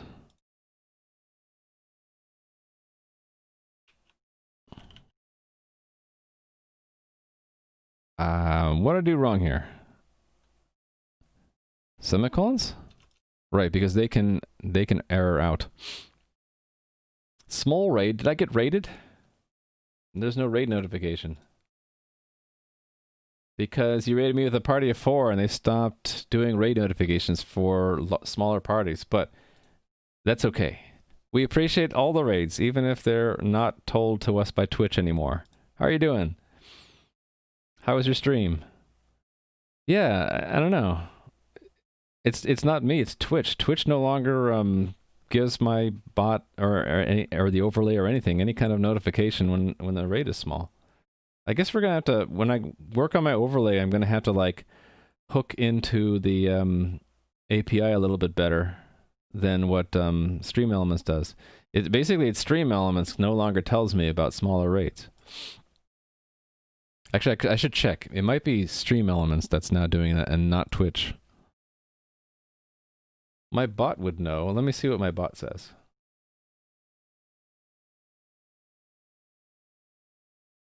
My bot didn't even see the raid.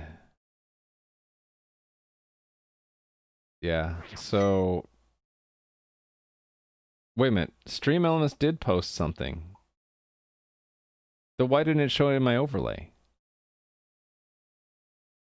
Oh, do I have... Is it that it doesn't show it as a raid, but it shows it as a host, and I have host notifications off? Well, I'm glad your stream went great. You're reporting your 2D physics engine to 3D? Ooh, that sounds cool. Yeah, raid suppression. So we got a host notification, and Stream Elements did show that. I see that now. But I must have that off, and I guess I'll have to turn that back on in the overlay. I had host notifications off because a raid would also generate the host pop-up, and we were seeing both of them.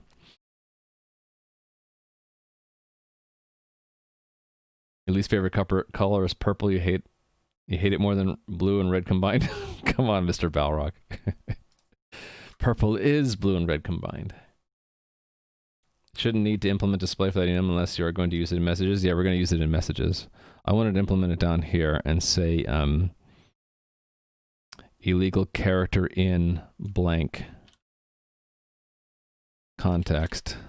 That's exactly where I want to use it. So if I did that, I would have had a compiler error there saying that context doesn't implement display.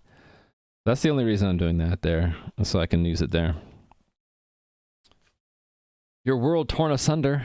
Yeah, sorry. Sorry to be the bearer of bad news, Mr. Balrog. Could also use debug printing.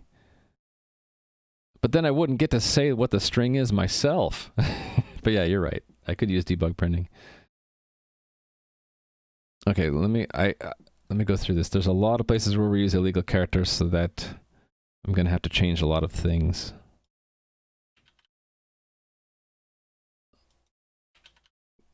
IPv4 address.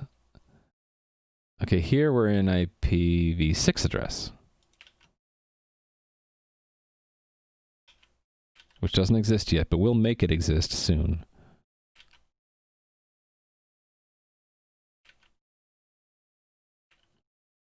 We will make it exist very soon, in fact, right now.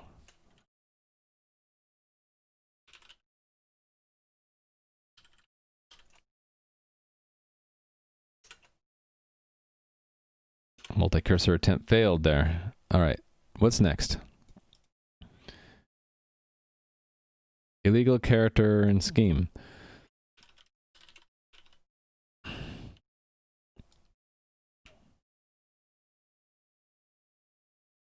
This is what context we don't know. Decode. Oh, this is percent encoding, right? No, this is not percent decoding. This is just... Maybe I should provide a context here.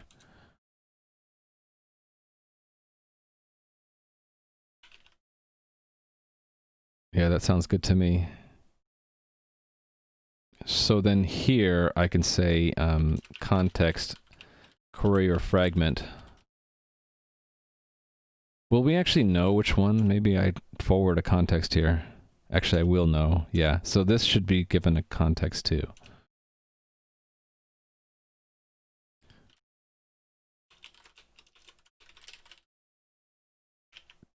Context.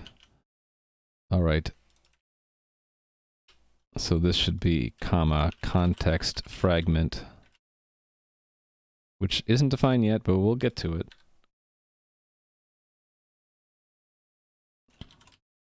This is query.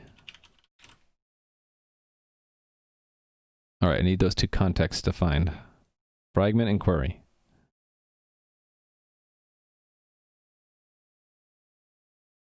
I should just set a bookmark up here so I don't get lost all the time. Query. Let's put them in alphabetical order. QRS. Fragment.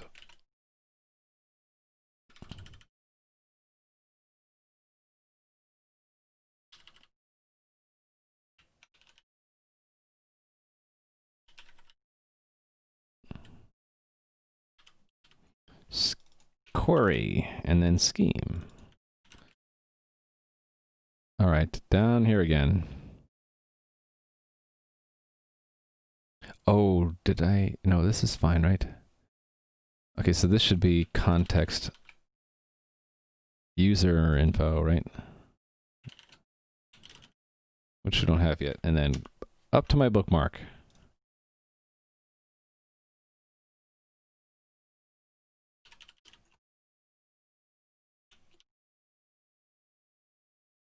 User info. Okay.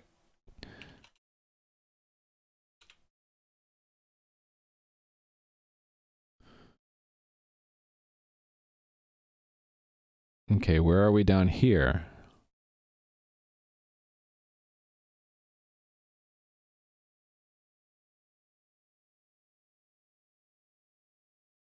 Okay, so it's not an IP literal. So then I'll just say illegal character host name or something, or host.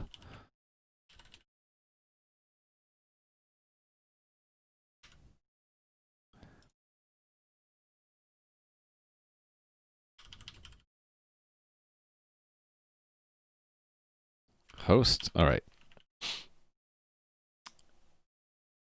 By the way, hello, Mr. Balrog. And Phil, hello. Forgot to say hi. Sorry. Again, when I get in the zone, I start to forget. Okay, this is a new context, isn't it? Context IPv future.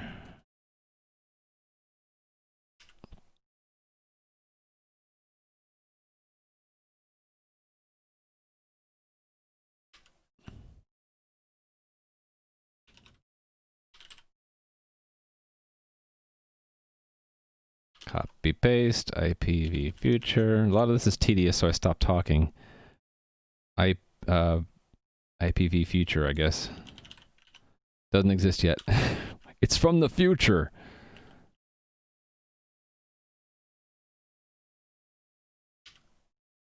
How come that's not working?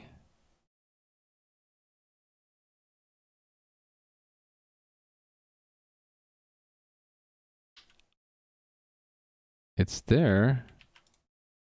Am I just blind? Oh, I had the P capitalized. Yeah, it's not capitalized in that enum. All right, so then that gets repeated down here. And this is at the end of... What's garbage check? Oh, at the end of the host, so we can just say host.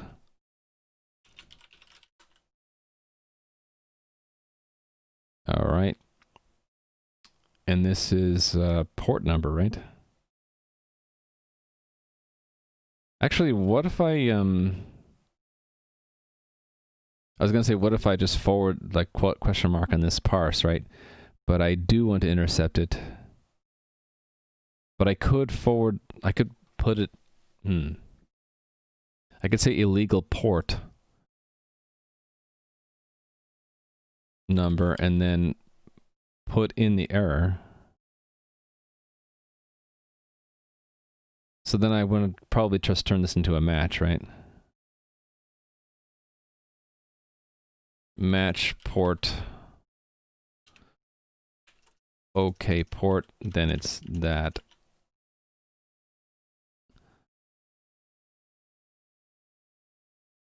Oh, I did this wrong. Shoot. I need that to go there. And then error, error.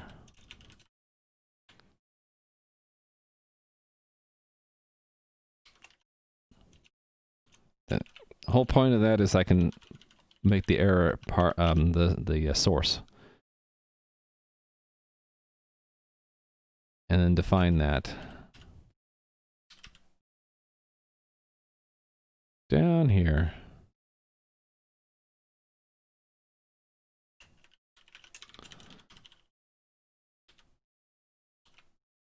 Source, right? Well, here it's going to be a particular kind of error. What's the kind of error that we're going to get out of parse U8? From string error, right?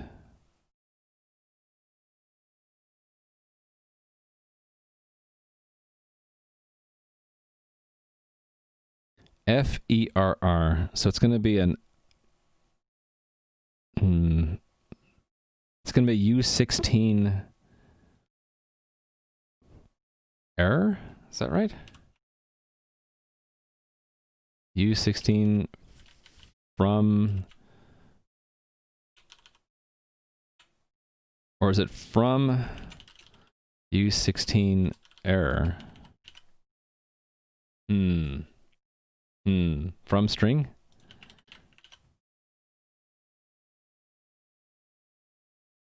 Thank you, Silenzy.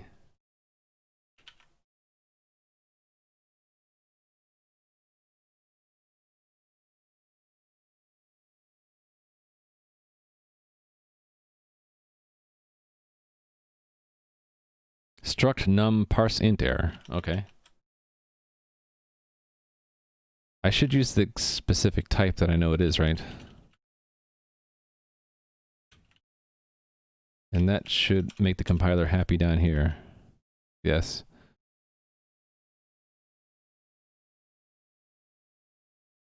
Yeah, okay.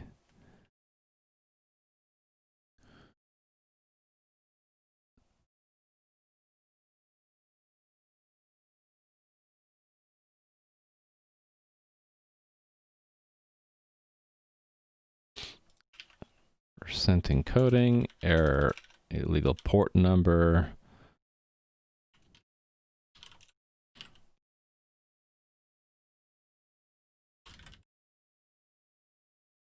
And then the source needs to include that too, right?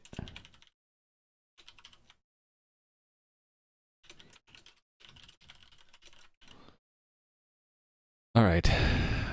Okay, what's wrong here? Am I missing one? Missing a comma. Don't forget your commas.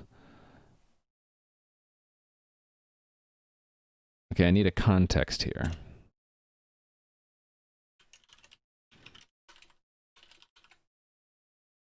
What context are we in here? Path. That doesn't exist. Path. Now it does.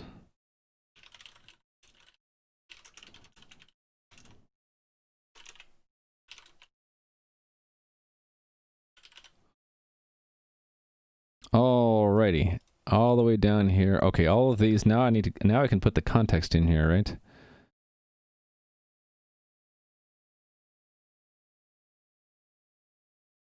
Oh. Okay. I wonder if this is going to be difficult because I have to recreate the expected parse error, right?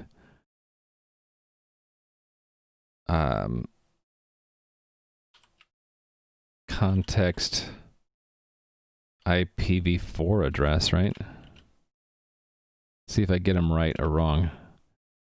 This is IPv6 address. IPv4 address, 4 address, 4 address.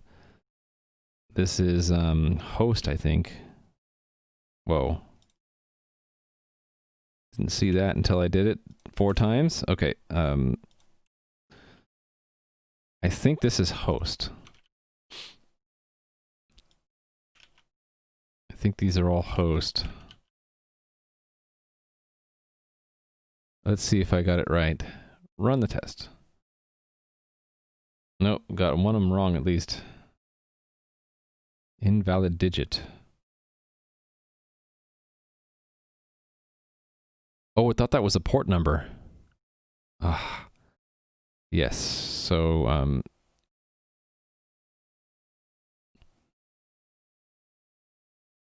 which one is that? 1, 2, 3, this one? No, that one's invalid completely.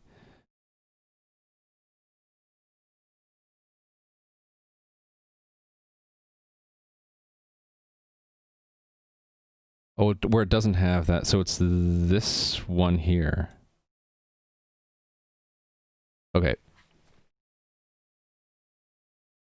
Yeah, it looks like a port number to the parser, doesn't it?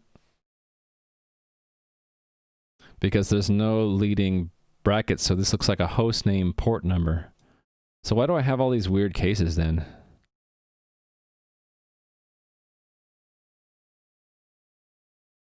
These are extra, I don't need them. It just, anything that doesn't parse as a port number is going to be a problem.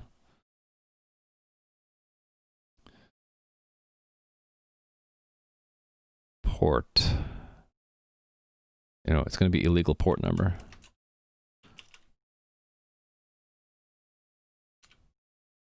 And then this is parse int error kind. I'll just type it. I actually don't know how to construct it manually. That's obviously not how you construct it manually.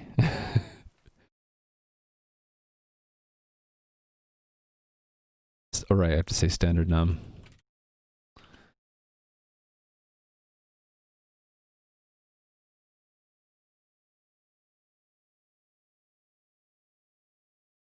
Wait a minute, I can't build it myself?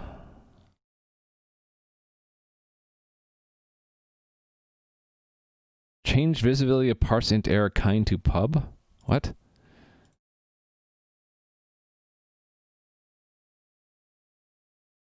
Okay, I just have to have that in front, don't I? And probably standard num in front. No?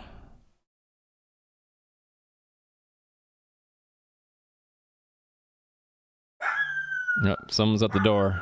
I'll be right back.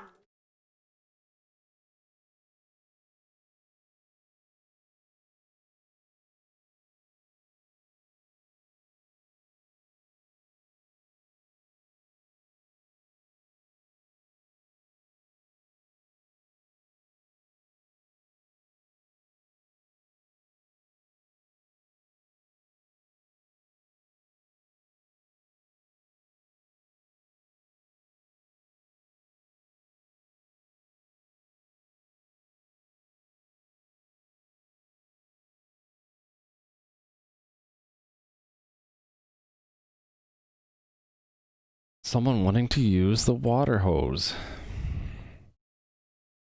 Kind of random. Okay, now...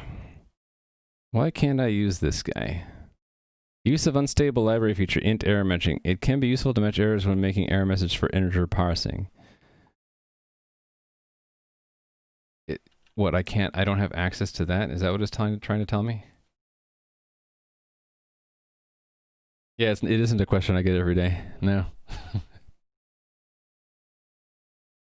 I guess the next door neighbor's water is off and someone's working on it and they wanted to borrow our water. Hey there, Mantis.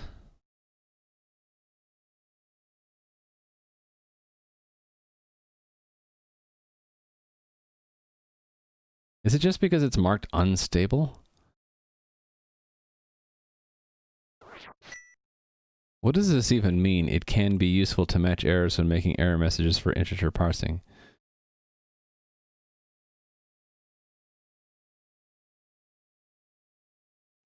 Yeah, I hope they don't use too much water. Find like $100 water bill to, next month. Kind is not pub kind. Oh, so it's saying I can't... The problem is I can't construct that? Well, how do I make it then? I guess I can't?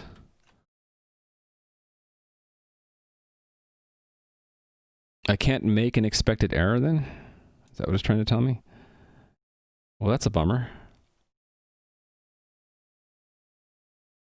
How am I going to do this then?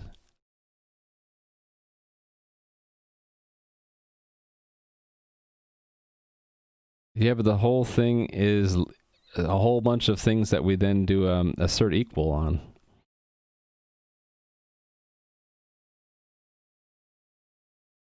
So I can't put a match pattern in there. That's the problem.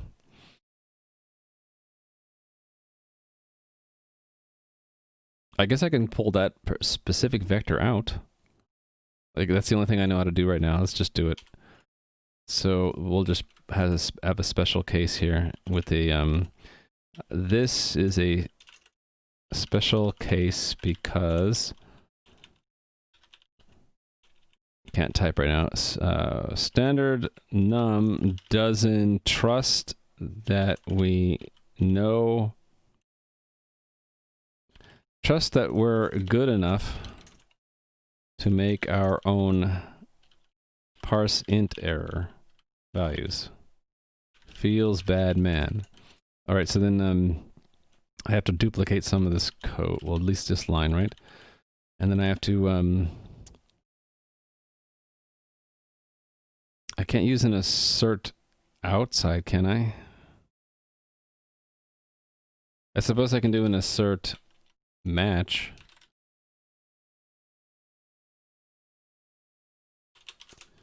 To this part here.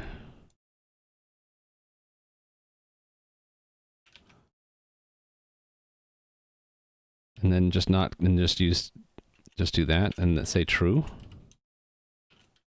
False. Just do that. And then this is the string that we want to put in here. And do that, I guess. As best as I can do. All right. Run it again. Cool, it passes. Let's run all the tests. Can I just get a new terminal, please? There we go. We pass everything? Really?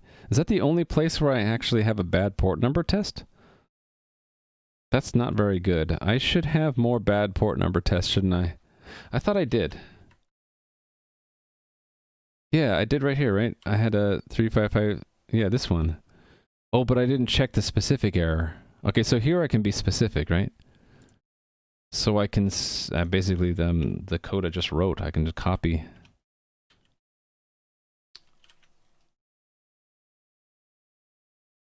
this right here. Down to here.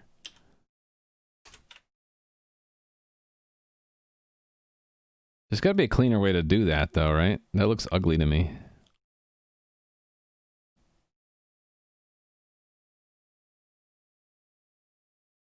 Assert matches? Oh, I like that. I don't use matches enough to have memorized it. Thank you.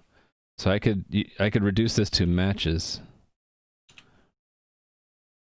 And then I can just put its pattern and then... How did you say it? Okay, it's result and then pattern. Like that, right? 2, 3, 4, one more. Like that, right? There we go. That's the shorthand version. Cool. Thank you, Silency. So I don't have enough practice with that to recognize that I could do it that way.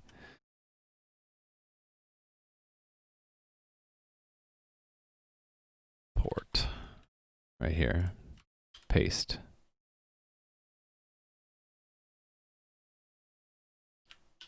Too many parentheses, though. Don't you think? Do you think we have too many parentheses there?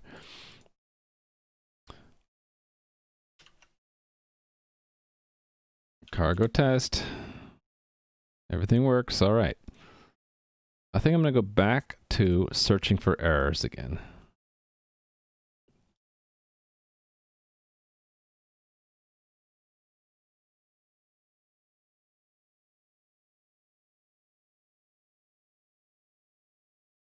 And maybe it's good enough now?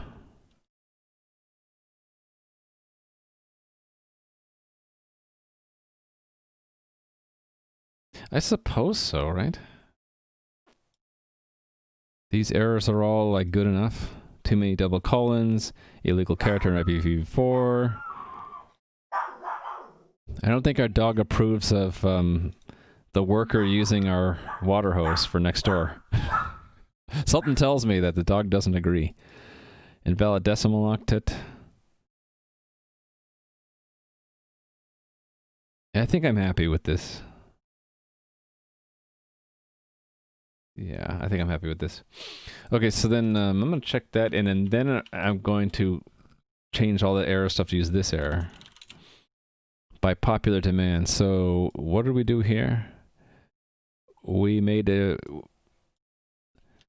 make Rust errors a bit more expressive. Include position of error. That would be a lot of work. I suppose, yeah, because we'd have to track the position within the original string, and a lot of the parsing steps I'm doing, like parse query, for example, it doesn't. It's given a slice of the original, and so we would have to include like the offset of where this was in the original string, right? Either that, or I guess like the thing that calls parse query would intercept this error and change it, knowing what offset possible query was, you know, from the rest. Yeah, it'd have to track where in the original URI string all these slices were, you know, what the offsets were. Why do I have this in here still? I don't think I need that anymore. Let's clean that up.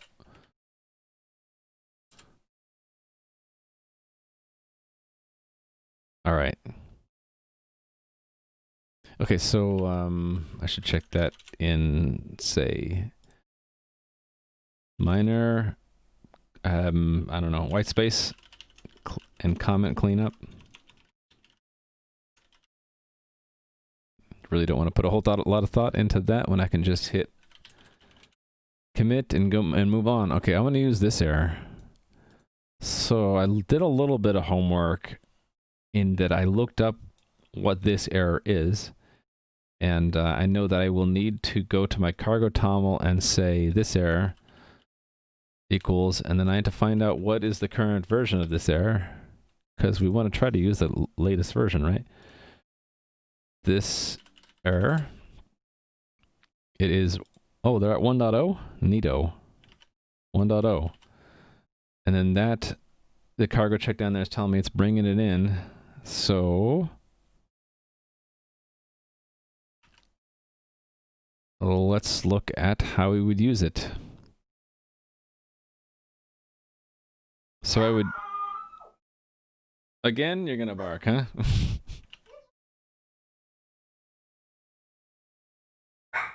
Okay, we're gonna use this error.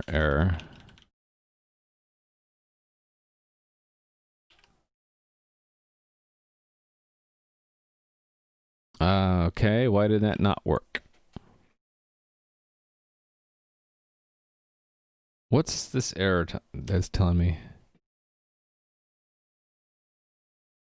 What? I have no idea where we are now. How did we get into libcore num mod? Cargo check. Is it just... Okay, I think I just need to reload the language server. I thought that they fixed this, that you could change your toml and...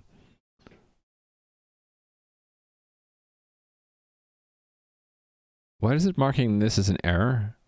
Unresolved import. I think I just need to reload everything then. Reload window, please. Silent Z usually is on a roll when we're doing Rust stuff. Okay, this is both a warning and an error for some reason. I don't know why. It just says unused import. Why is it unresolved? I don't get it. Okay, I'm just going to ignore that. All right, I'm gonna ignore that for now. We still want the context, right? Okay, so then how do I use it? Is it derive error?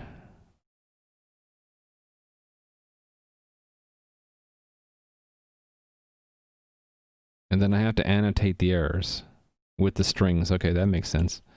How do I annotate it if, oh, there's a from? How do I annotate it if I do something like that? Oh, we do it that way. Okay. Interesting syntax there. Backticks. Oh, that's just in their string. Okay, but really it's, I can either use a position or I could do that. Okay.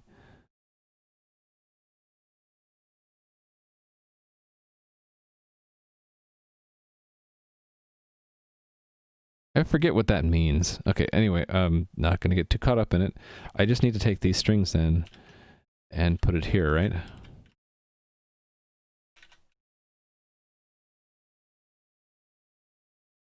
Empty scheme.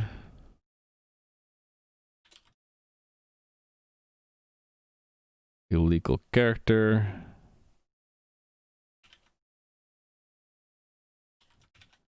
And they want me to put a 0 there, so I will.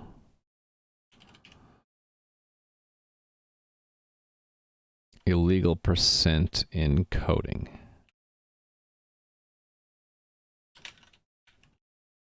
Port number.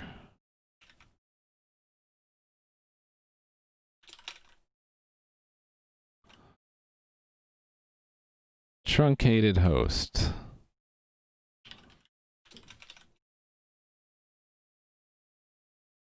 What happened there? Did I delete one of these? Oh, that's out of order. Shoot. That one goes onto there. Octet group expected. Hey there, Ramy. Wowee, look who's here. All yours will have number because it's all the unit anonymous enums things. Yeah. For now, I might add a source to these, right? Like, well, no, it takes care of the source for me, right? Yeah, so they're all going to be zeros. The ones I care about. I don't really care about printing that in these other cases. See, all right. So, what are we on? Too few address parts. All right, too few address parts. Too many address parts.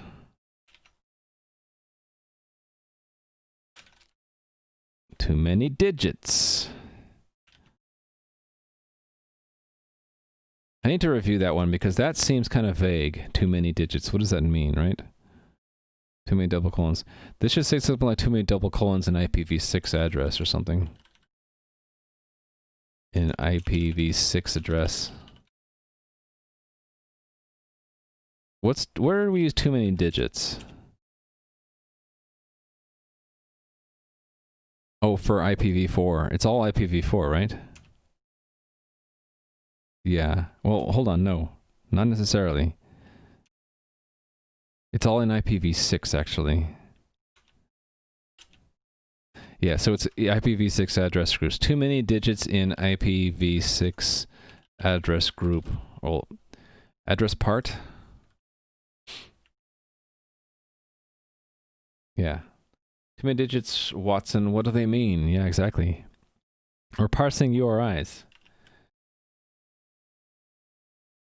These guys. So possible URIs could have host names that are IPv6 addresses. So a lot of errors have to do with ill-constructed IPv6 addresses. Okay, so now that we're using this error, right, we don't want to implement our error by ourselves. We let the library do it for us. So I delete that, right? And I delete this one too. And then it just works, right? So I just run the test and see. Can I please get a terminal? Thank you. Cargo test. Nice, it just works. And if I wanted to print out one of these errors looked like, how would I do that? Probably by changing one of my tests so that it actually fails, right? Where are those tests? Expected error. Yeah, so if I corrupt one of these, let's say do that, what does it actually print now? Thank you for the follow. Code that just works, that's a myth, I know.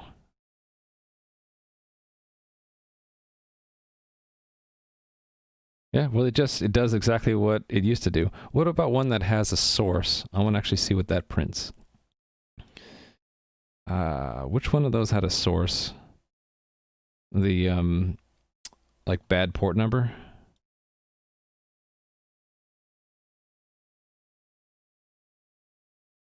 So what if I just turn this into like truncated host? No, that's not gonna work.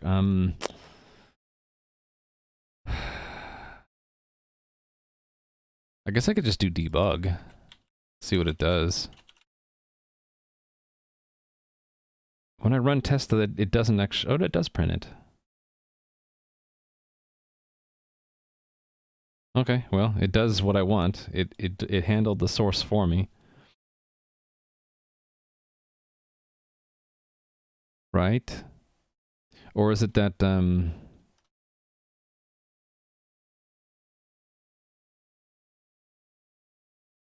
yeah. That's fine. Never run your code. As long as you never test your code, you'll never have had a bug to your list. Yes, this is all true, but it's also kind of like if you stick your head in the sand, you won't have to deal with the world.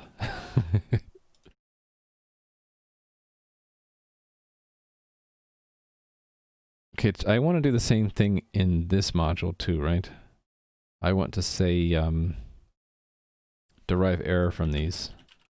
And this is illegal character. Then I don't have to implement the display or error trait. And I have to do a use, don't I? Use this error.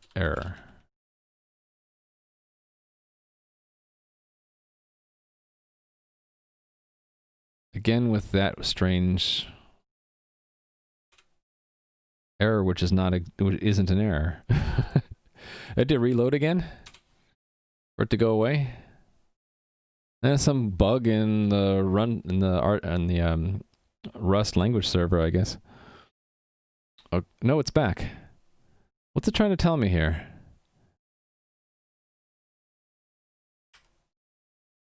Unresolved import.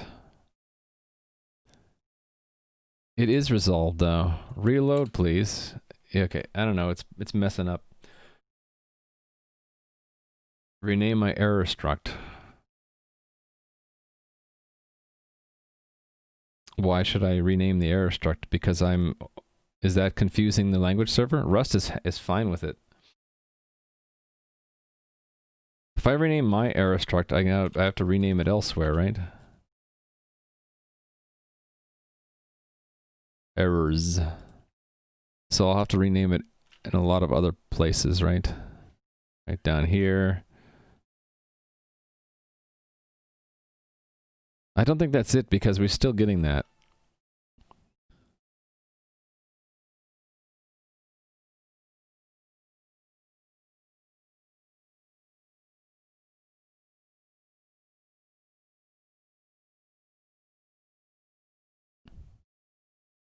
Yeah, that doesn't make the error go away. It's something to do with the language server, pretty sure.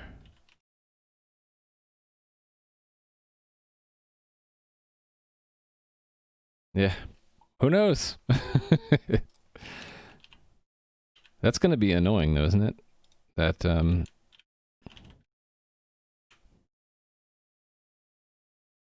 that it, on the command line it's just fine, but inside the browser, I wonder if there's some kind of cache I have to get rid of. I tried reload and it didn't do it, right?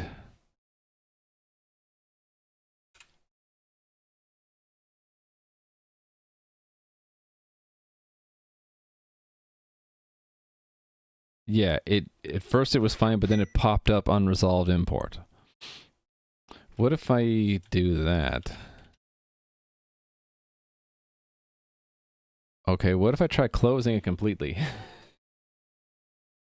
Who knows? Is there some cache I have to remove or something? I don't know what's going on. There's probably a cache, right?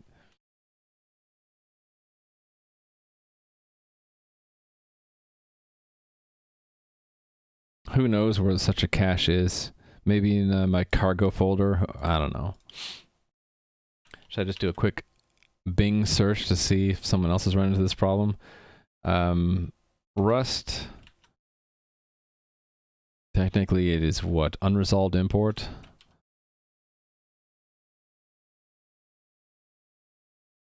TLS?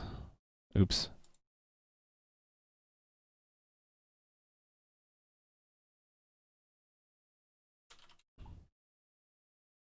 Here we go. Someone else has run into it.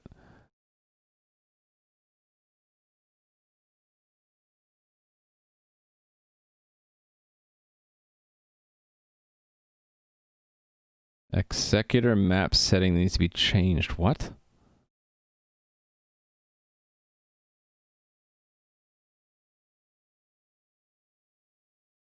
What? Haven't used it in a while, but you've seen stuff like this? You stop, then start analyzer in VS Code. I mean, I could disable it and then re-enable it. This is the kind of stuff I hate having to do though. You know, this stuff should just work. Disable, reload. Now we get no problem because we have no language server running. And then we're going to run it again. Where'd you go? Disabled. Enable.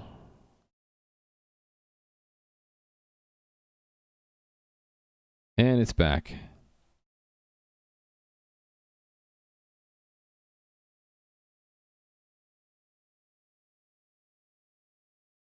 I'm looking for clues down here.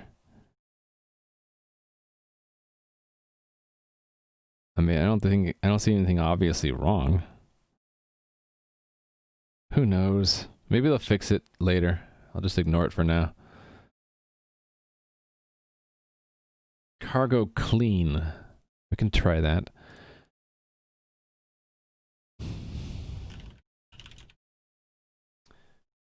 And restart. It's like the magic incantation. Have you tried turning it off and on again? Nope, still there. Unresolved import.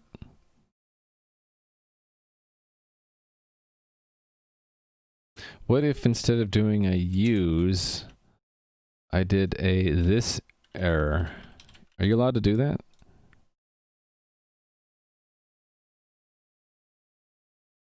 Well, that made it go away, but I don't know if this will actually work. Now this is resolving correctly. Oh, that's funny.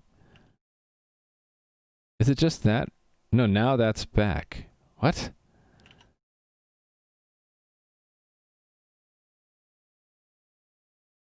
Okay, I don't understand. Yeah, if I'm just maybe explicit, maybe it'll just go away. Where are you? Here. Okay, there we go. Now that's one way to get around it, I guess. No problems, and it should still work, right?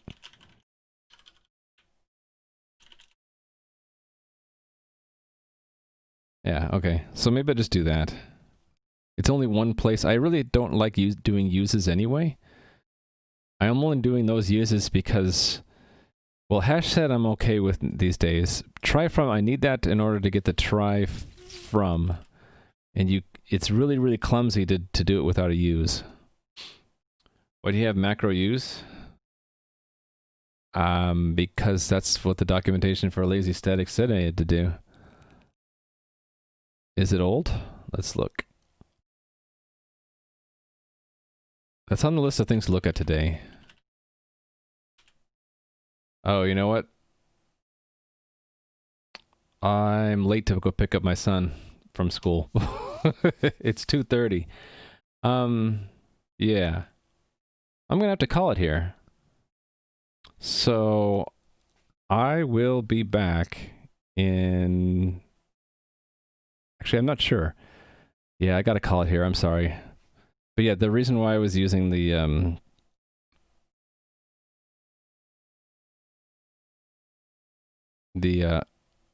macro use is because they said to do it in the example. Okay, I gotta call it here. I forgot I have to go pick up my son from school. So, let me go raid somebody. Let's see if I'm following someone who's doing Rust right now.